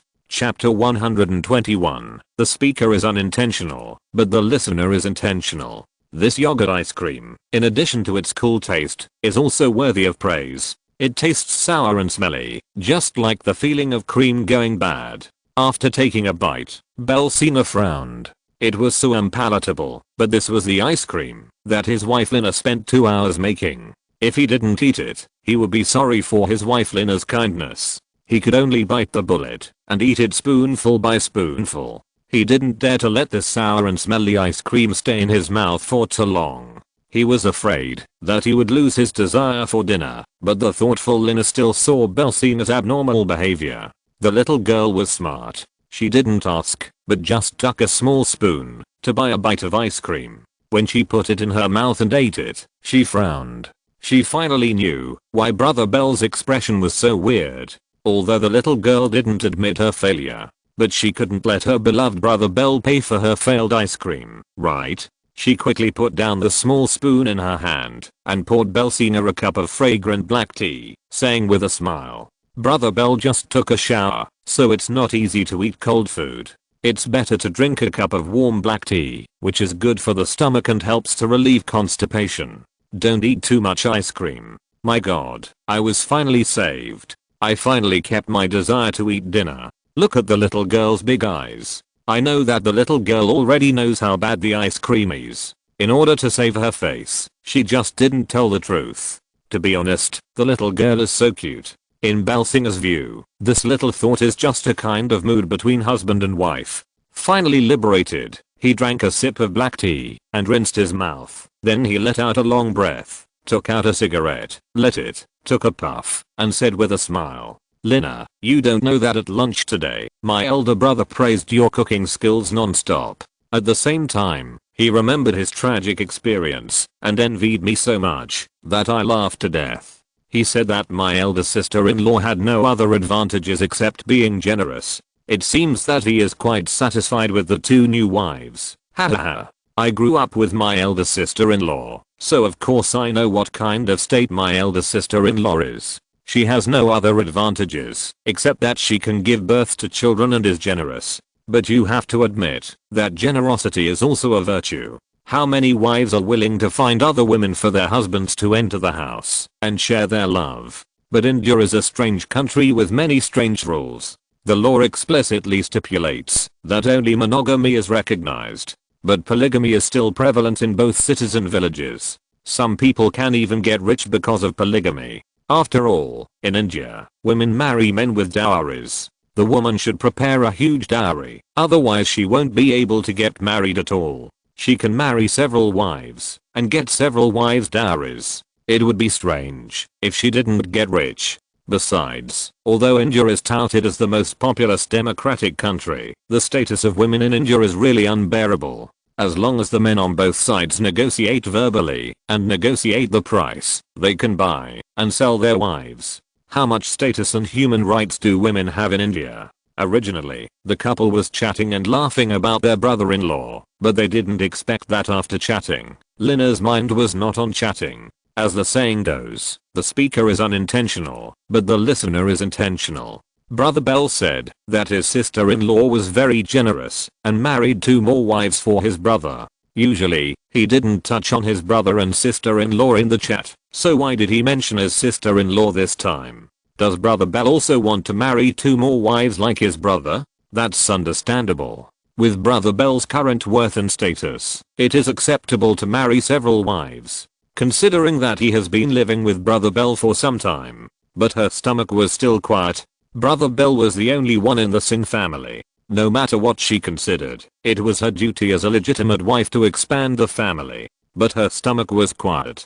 There was nothing she could do. She didn't get pregnant in time. Could it be that Brother Bell had some ideas? As a wife, shouldn't she consider marrying 2 more wives for her husband? After all, this was her responsibility as a wife. It was not easy for her husband to make this request. Should she just ignore it? This was not the standard of a good wife. Brother Bell had said so much to her today. Was he considering this aspect? Solina became more and more silent. She always agreed, but didn't express any opinions, which made Belsing feel very strange. He flicked the ash in his hand turned around and saw Lina sitting silently on the sofa, her eyes rolling around, and smiled as if she was thinking of something bad. "What are you doing? What are you thinking about? You are frowning. If you have any problems, tell Brother Bell that your husband will help you solve them. With your husband's support, what are you afraid of?" Lina, who was deep in thought, was awakened by Deesing's words. She smiled and hugged one of Brother Bell's arms, and looked up and said, "I'm not thinking about anything. I just thought of my sister-in-law. She has given birth to a boy for my brother. Now she is pregnant again. I feel very envious. When can we have our own children? I can't wait." To be honest, the couple usually live together and have not taken any measures. They have not been pregnant for such a long time. It may be because the two are too young. Now everyone is so young and not in a hurry, so when she saw Lina was a little disappointed, she quickly hugged Lina in her arms and said with a smile, "Silly girl, why are you in such a hurry? You are only 14 years old. Let's just let it go and we will have our own children. When the time comes, it will be out of control and we will have a bunch of children. You will be so annoyed by then, ha ha ha ha." Lina struggled in Belsina's arms and said, "Do you think I'm a pig? I want a bunch of children. I tell you, I only want 2. I don't want one more." Seeing Lina throwing a tantrum, Belsina just laughed and patted Lina on the back and said, Okay, I will do as you say. That's my wife. Can we have 3 or 4 children? Haha. More children means more blessings. In India, a country that values sons over daughters to the point of abnormality, having more sons is the object of envy for everyone. Having more daughters is the most vicious curse, but in Belsina's mind, boys and girls are actually the same. They are all his own children, so how can he not love them? Besides, whether to have a boy or a girl is a decision made by God, and not by humans. The couple is young and strong, so they can just have more children. After the first child is born, Lina will definitely change her mind and keep having children. Children are the best fruit of love between two people. They are also the symbol of love between two people. The Singh family is poor to begin with, and they can afford to raise children. Of course, the more children the better. Chapter 122 Chapter 123 Lina's Little Thoughts. Seeing Belsina's happy expression of looking forward to the children, Lina was happy and distressed. The happy thing was that her parents would soon pass on the family line for their beloved man. Adding family members would make the entire Singer family prosperous, and there would be no fear of any accidents. It would also consolidate her position as the legitimate wife. If she gave birth to several boys in a row, who would threaten her? She felt distressed because her stomach seemed to be very disappointing, and there was no movement. Although Brother Bell never cared and comforted her, a woman's mind could not be calmed down by a few words. Not having children was always a thorn in Lina's heart, and it could not be removed by a few words of comfort. Belsina held Lina's hand while looking forward to the future life. He was talking about spitting and imagining. He did not notice that Lina's mind was preparing little by little. Suddenly, Lina's face became calm, as if she had made some kind of decision. She held Belsina's hand and said with a smile, "Brother Bell, don't be so busy dreaming about our future life. There are still many problems that have not been solved. Isn't it too early to imagine the future now?" Belsina frowned after hearing what Lina said. He thought carefully and thought that there didn't seem to be any conflicts that needed to be solved in his family. Where did Lina's words come from? So he asked in confusion, "Lina, why don't I see any problems? Don't stop talking halfway, and let me guess. These few days are just the critical moment of the road construction project. I'm so busy that I don't have time to care about any problems in our family." Seeing the nervous Belsina, Lina didn't know whether to cry or laugh. Since the two got married and went up the mountain to fight those beasts, Belsina has handed over all the internal affairs of the entire family to himself and has delegated 100%. He doesn't care about anything, but is busy with his business outside and building roads and bridges. He makes all the decisions about his family. This touched Lina very much. As a woman, is there anything happier than such trust between husband and wife? At the same time, I was also very angry. You left all the problems to me and ignored me. At this time, I asked a question, but I didn't know anything. This is not delegating power, but getting rid of troubles and throwing all the troubles to yourself. Seeing Belsina's chubby face and a confused look, Lina said with a smile, okay, since you don't know, then I will tell you. A large part of the maids in our family are over 14 years old, and the oldest is even over 18 years old. It's time to get married. These maids dare not clearly express their thoughts to us masters, but we masters can't turn a blind eye. Oh, so this is the problem. Lina is indeed considering a very thorny problem. Some of these maids are older than her, and some are younger than her, but no matter how old or young, the age of 14 or 15 is the age to get married, not to mention that there are some who are 3 or 4 years older than her. Now she is 18 or 19 years old, and has become an old girl. It is not a solution to stay in the Singer family all the time. Is it going to delay the girl's life? I had never thought about this problem before, but now that Lina has brought it up, it is really an imminent problem. Let's solve it. So Belsing smiled and patted Lina's little hand and said with great relief,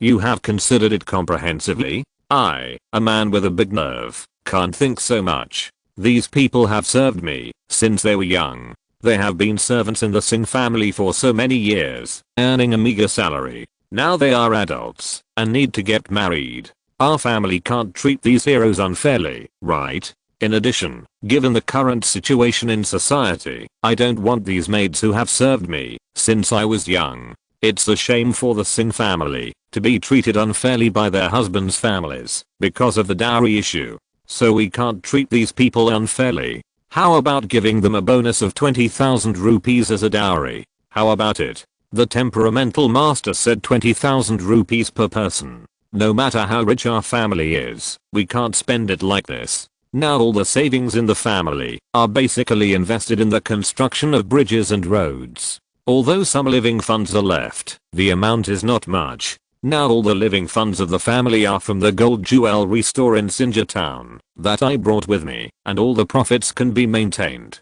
But you have to pay 20,000 rupees for each dowry. It's not very large, but it's not a small amount.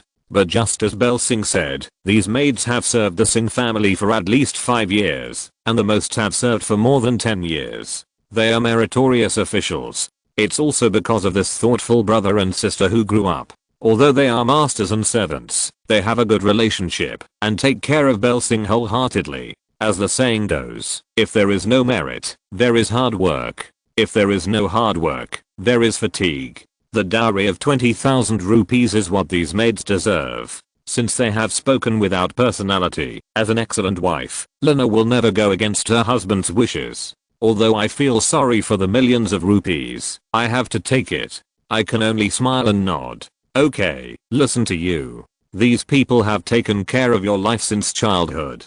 They do housework. Although they have a meager salary, they deserve this money. Do you think girls over the age of 14 should be released? My god, all the maids over the age of 14 were released, and there were only 2 maids left in the house. Moreover, they were all the dowry brought by Lina. The maids that he was familiar with were all released. These people were used to taking care of him. If he released them all, how would he live in the future? But Lina was right. It was already very rare for girls over 14 years old to have not found a husband. Would it be hard to turn all these girls into old maids? At that time, let alone a dowry of 20,000 rupees, even if there was 1,000,000 rupees, it would be harder than climbing to the sky to find a good husband that satisfied them. So Bel could only grit his teeth to overcome the difficulties at this stage, sighed and said helplessly, okay, let them all go. Let them take the dowry money provided by the Singh family. There are also the dowries they have accumulated over the years, and the dowries that their parents helped to prepare, which are not a small number when added together.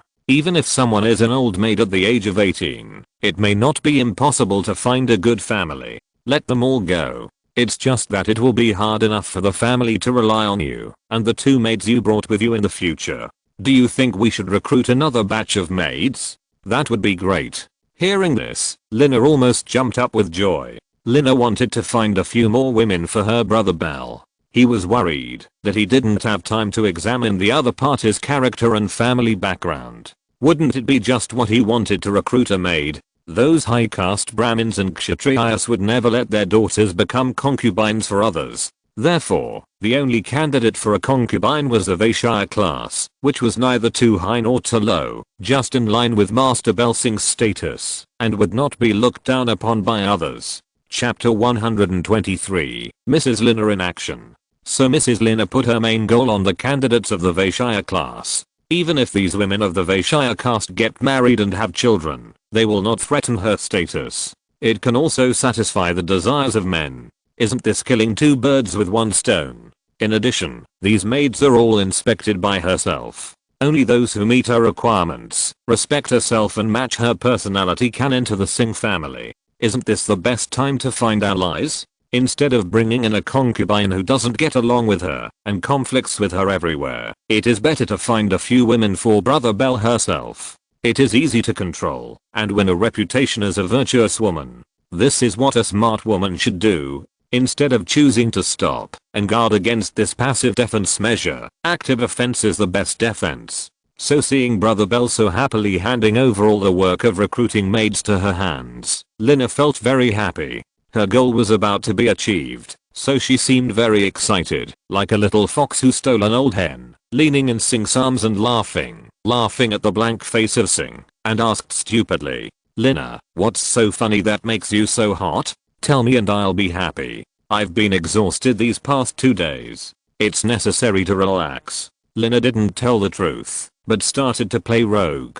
The couple sat on the sofa and hugged each other, saying some secrets between husband and wife. As their bodies became hotter and hotter, their faces got closer and closer, and finally their lips touched each other, and the sound of wet kisses rang out in the hall, making the maids who followed them feel very embarrassed. Anyway, it was getting late, and the two of them felt more and more excited, so they got up and returned to their own house. After a lot of tossing, they fell asleep in each other's arms. The next day, Bell finished his breakfast early as usual, and then had someone carry him to the road construction site. He still set up camp under the fig tree, and used a telescope to observe the progress of the project everywhere. Lina, who stayed at home, changed her previous living habits and completely gave up the elegant entertainment of aristocratic women, such as flower arranging. Instead, at around 10 o'clock in the morning, she found all the maids in the family and put them by her side.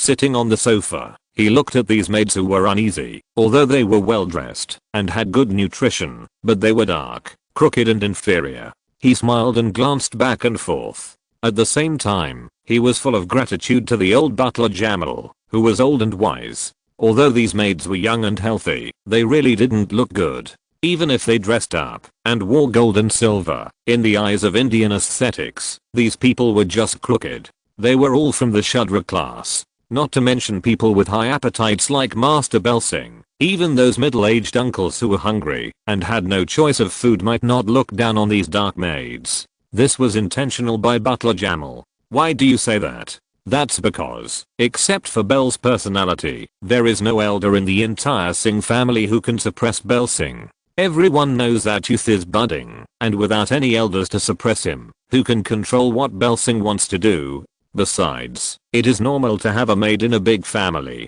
In order to prevent someone from dying, it is also to prevent Belsing from ruining his reputation, and to prevent Belsing's wife who has not yet married, that is, Mrs. Lina. And Mrs. Lina's Shah family is dissatisfied, so the old housekeeper has taken precautions and arranged those crooked melons and inferior dates to serve Belsing. Even if Bell has any ideas, he will not have any appetite when he sees these black crooked melons and inferior dates, and can only keep himself clean in the end.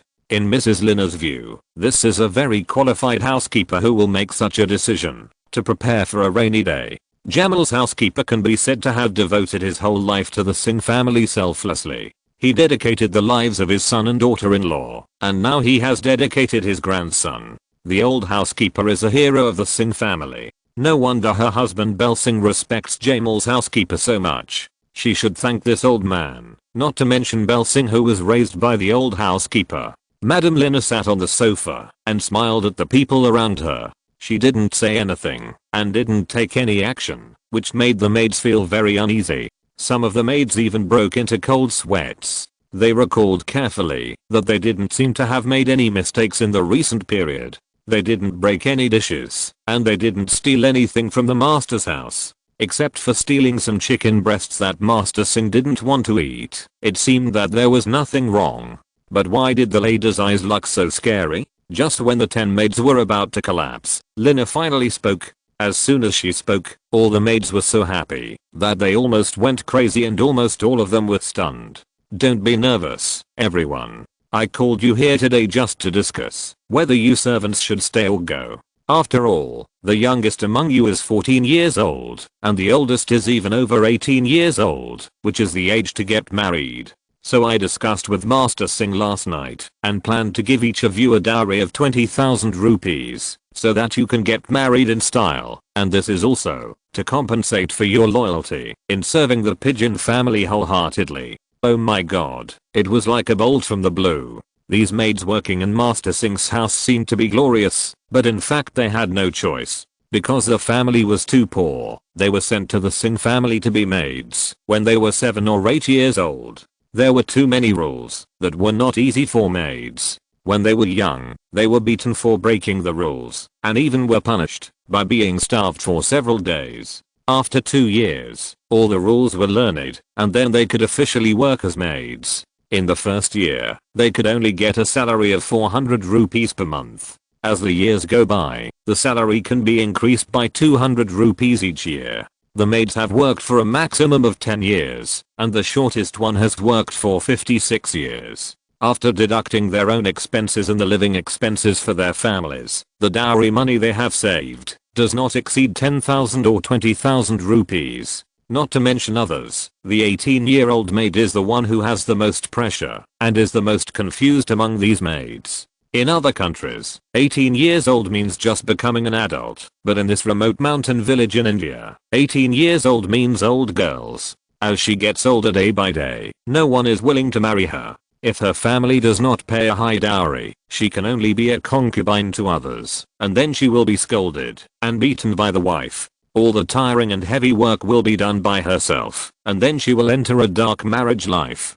Who wouldn't be afraid? At the age of 18 in India, a woman is already a mother of several children, but so many countries in the world define 18 years old as just becoming an adult, which is not unreasonable. An 18-year-old daughter has just matured and knows what kind of consequences she is facing. How can she not be afraid? Unexpectedly, the Singh family, whom she had served for more than 10 years, did not abandon her. The Singh master whom she watched grow up was still so kind and considerate. For the sake of servants like them, the price of 20,000 rupees could allow this 18-year-old girl to find a good husband that she wanted. How could she not be happy?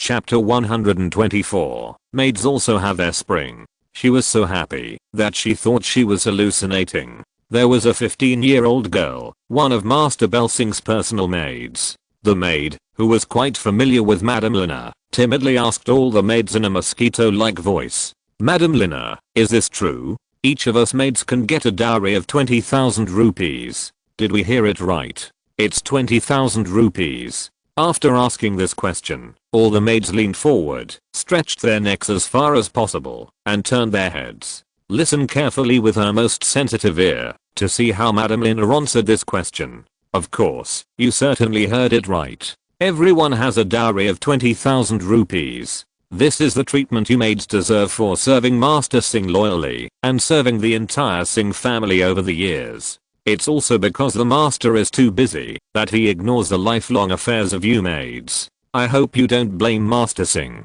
I thank you on behalf of my grandfather. What is the sound of nature? This is it. This is the appearance of Lord Shiva. It took several lifetimes of hard work to be able to serve as a servant in the Singh family, which is so generous and treats them as human beings. This is a blessing that has been cultivated for several lifetimes. These girls heard the news they wanted to hear the most and were so excited that they trembled all over. Some girls even sat on the ground with joy, trying to cover their mouths with both hands to prevent themselves from crying and affecting Mrs. Lina's mood. Everyone is a woman and has the same feeling. When Lina saw those girls who were about the same age as herself sitting on the carpet and crying, her mood was also very bad.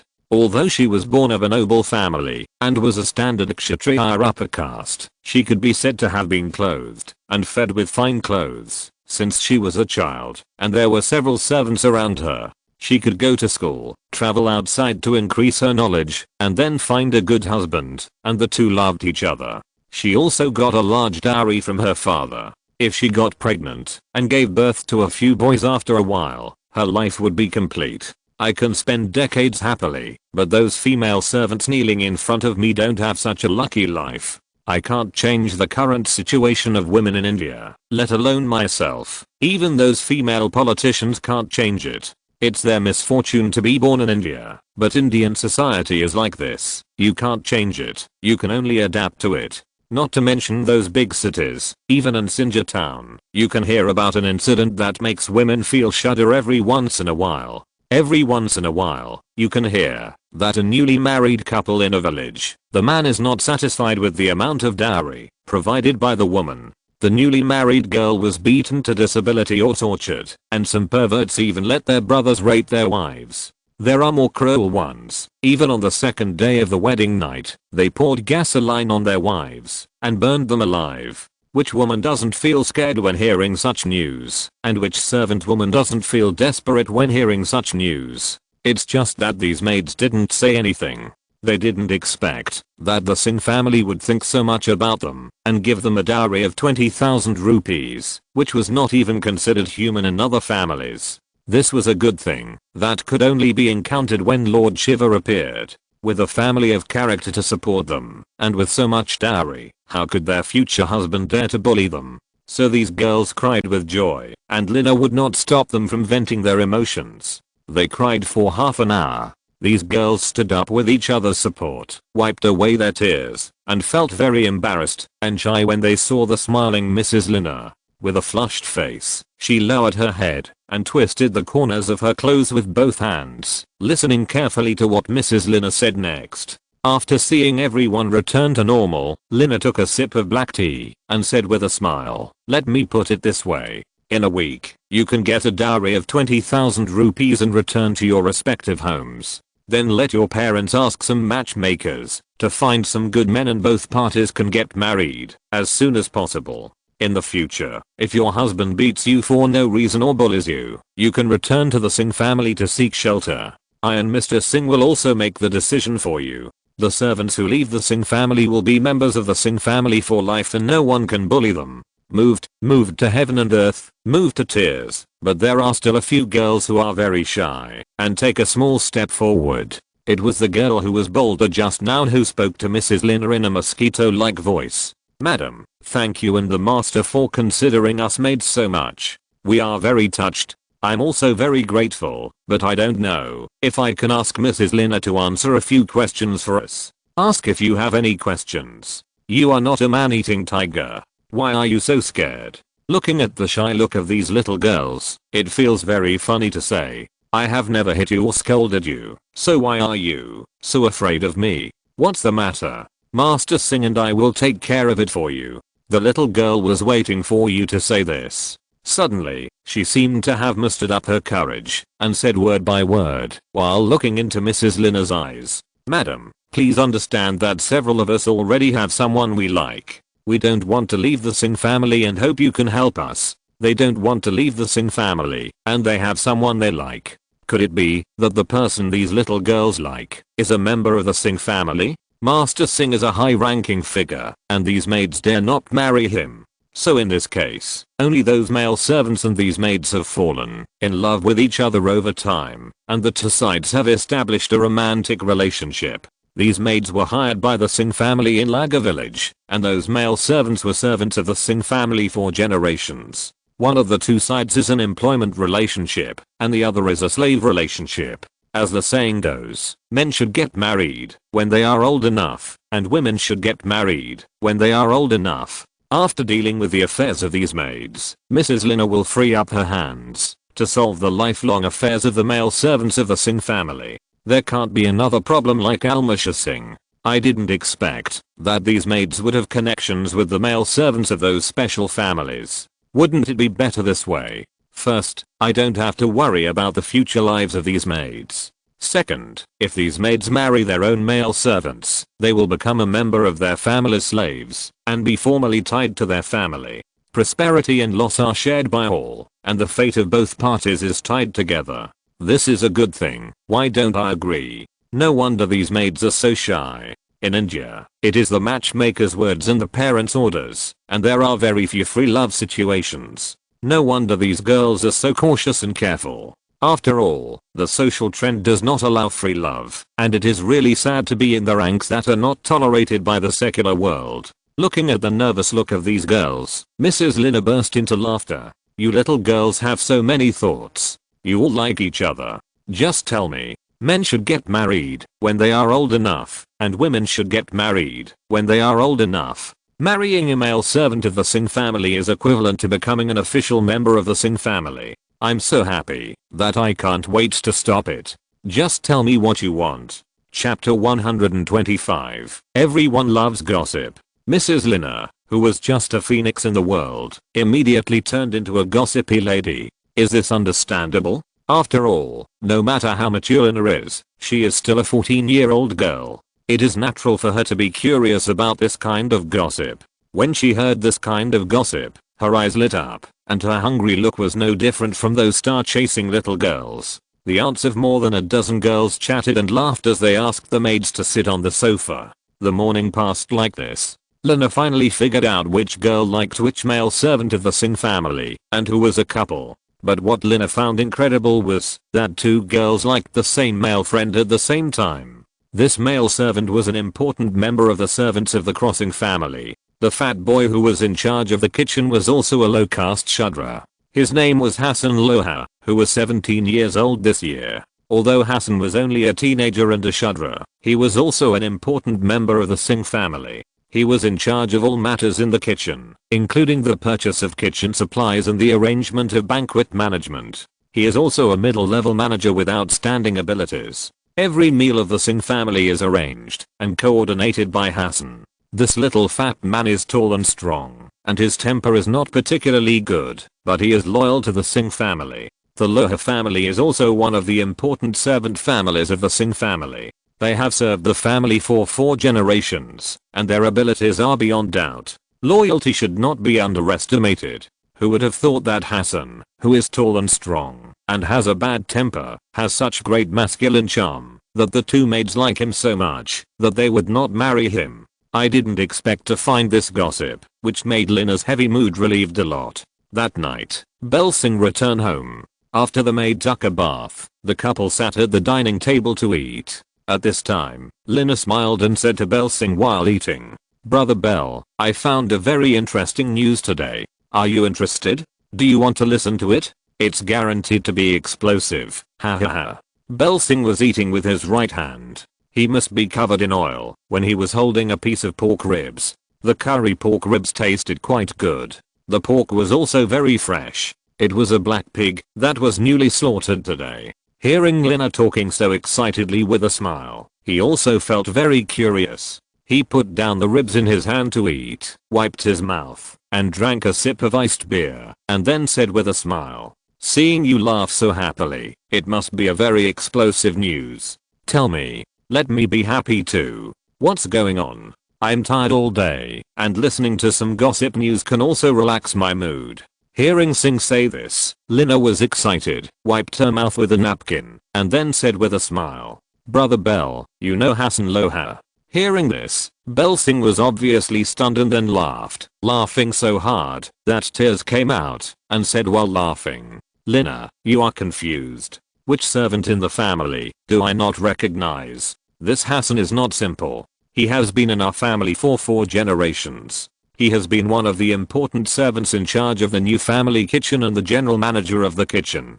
He is very dedicated to our family and has never made any mistakes in the accounts." Lina did not deny this. Although Lina and Bel Singh got married just after graduating from junior high school, and the family business is getting bigger and bigger, she is not in the mood to study further, but since she was a child, Lina has learned a very important skill from her mother. That is to check the accounts. After so many years of training and practice, she can basically become a qualified accountant. In addition, she has been in charge of the entire Singh family for half a month. The account books of the Singh family, whether it is the overall account book controlled by Jamal, the old housekeeper, or the account books purchased outside the kitchen, or all the account books in the warehouse are clear, and have never found any problems. It seems that Brother Bell has misunderstood me. So I explained with a smile. Brother Bell, can you please listen to me before you express your opinion? It's not that there is a problem with the account book, nor is it that there is a problem with Hassan, but that two of our maid colleagues actually like Hassan. You know Hassan, he is tall and strong, and has a very bad temper. As the saying goes, he is stubborn. The Brahmin chef we hired put half a spoonful of salt more, and Hassan would not let go, and have a fight with the other party. How serious is he? I didn't expect that two girls liked Hassan at the same time. Do you think it's funny? It's really not funny. When did these people get in touch? How come I didn't see anything? But it doesn't matter. If these mates want to marry their own servants, this is a good thing. At that time, the members of my family can be increased. This family member is not a direct member of the Singh family, but a peripheral family, that is, a servant family. So Belsinger felt that this was a good thing, and said with a smile, "This is a good thing. I didn't expect that the serious Hassan is so popular with girls. It's amazing that two girls like him at the same time. This boy is so lucky." Anyway, Hassan is 17 years old, and he is at the age to get married. If the three of you agree, let's hold a wedding for them. What do you think? Lina said with a smile as she poured Belsinger a glass of beer. But it's not just a problem for the new lights. There are 4 other people who like our male servant. Both sides have developed a free love relationship, and they are of age already, so we can't favor one over the other. So, Brother Bell, how about this? Let these maids and servants get married collectively. The gifts prepared by our master's family for them are also the same, and try not to cause conflicts. Belsinger nodded seriously when he heard this, sighed and said, "It was also my negligence, and the old butler doesn't have enough energy to take charge of all aspects of the family. But little Jamal hasn't grown up yet, and there is a gap between the young and the old, so there are so many troubles. Men should get married when they are old enough, and women should get married when they are old enough. This is human nature." After delaying for a long time, the Al-Mashur incident came up. What a bad impact. Although it is a happy ending now, it still sounded a wake-up call for the two of us. This kind of incident must never happen again. Even if there are not enough maids and there are single male servants, they should be resolved. One sheep is also driven, 2 sheep are also let go. All matters are left to you. At most, we can have a collective wedding. The protagonist of this collective wedding will be set to be human Rosebrook. This is a good feeling, and it is lively now, but now the Singh family is busy from top to bottom. Before the rainy season comes, we want to repair all the bridges and roads. Only when the rainy season comes, can we have some free time, so the collective wedding is very troublesome. But there is still a long time to prepare, which should be enough. In addition, if the collective wedding that I personally prepare is successfully completed, it is equivalent to announcing to the whole family, "As a lady, I officially take over all the internal affairs of the Singh family and officially become the mistress of the family." It can also make everyone thank me as a woman for my efforts. Why don't I take on this task if I can kill 2 birds with 1 stone? End of this chapter. Thank you very much for reaching the end. Don't forget to like. Looking for more exclusive content and immediate access? Subscribe to our Patreon. Remember, every like, subscription, or donation encourages us to continue. Thanks to everyone. See you in the next video.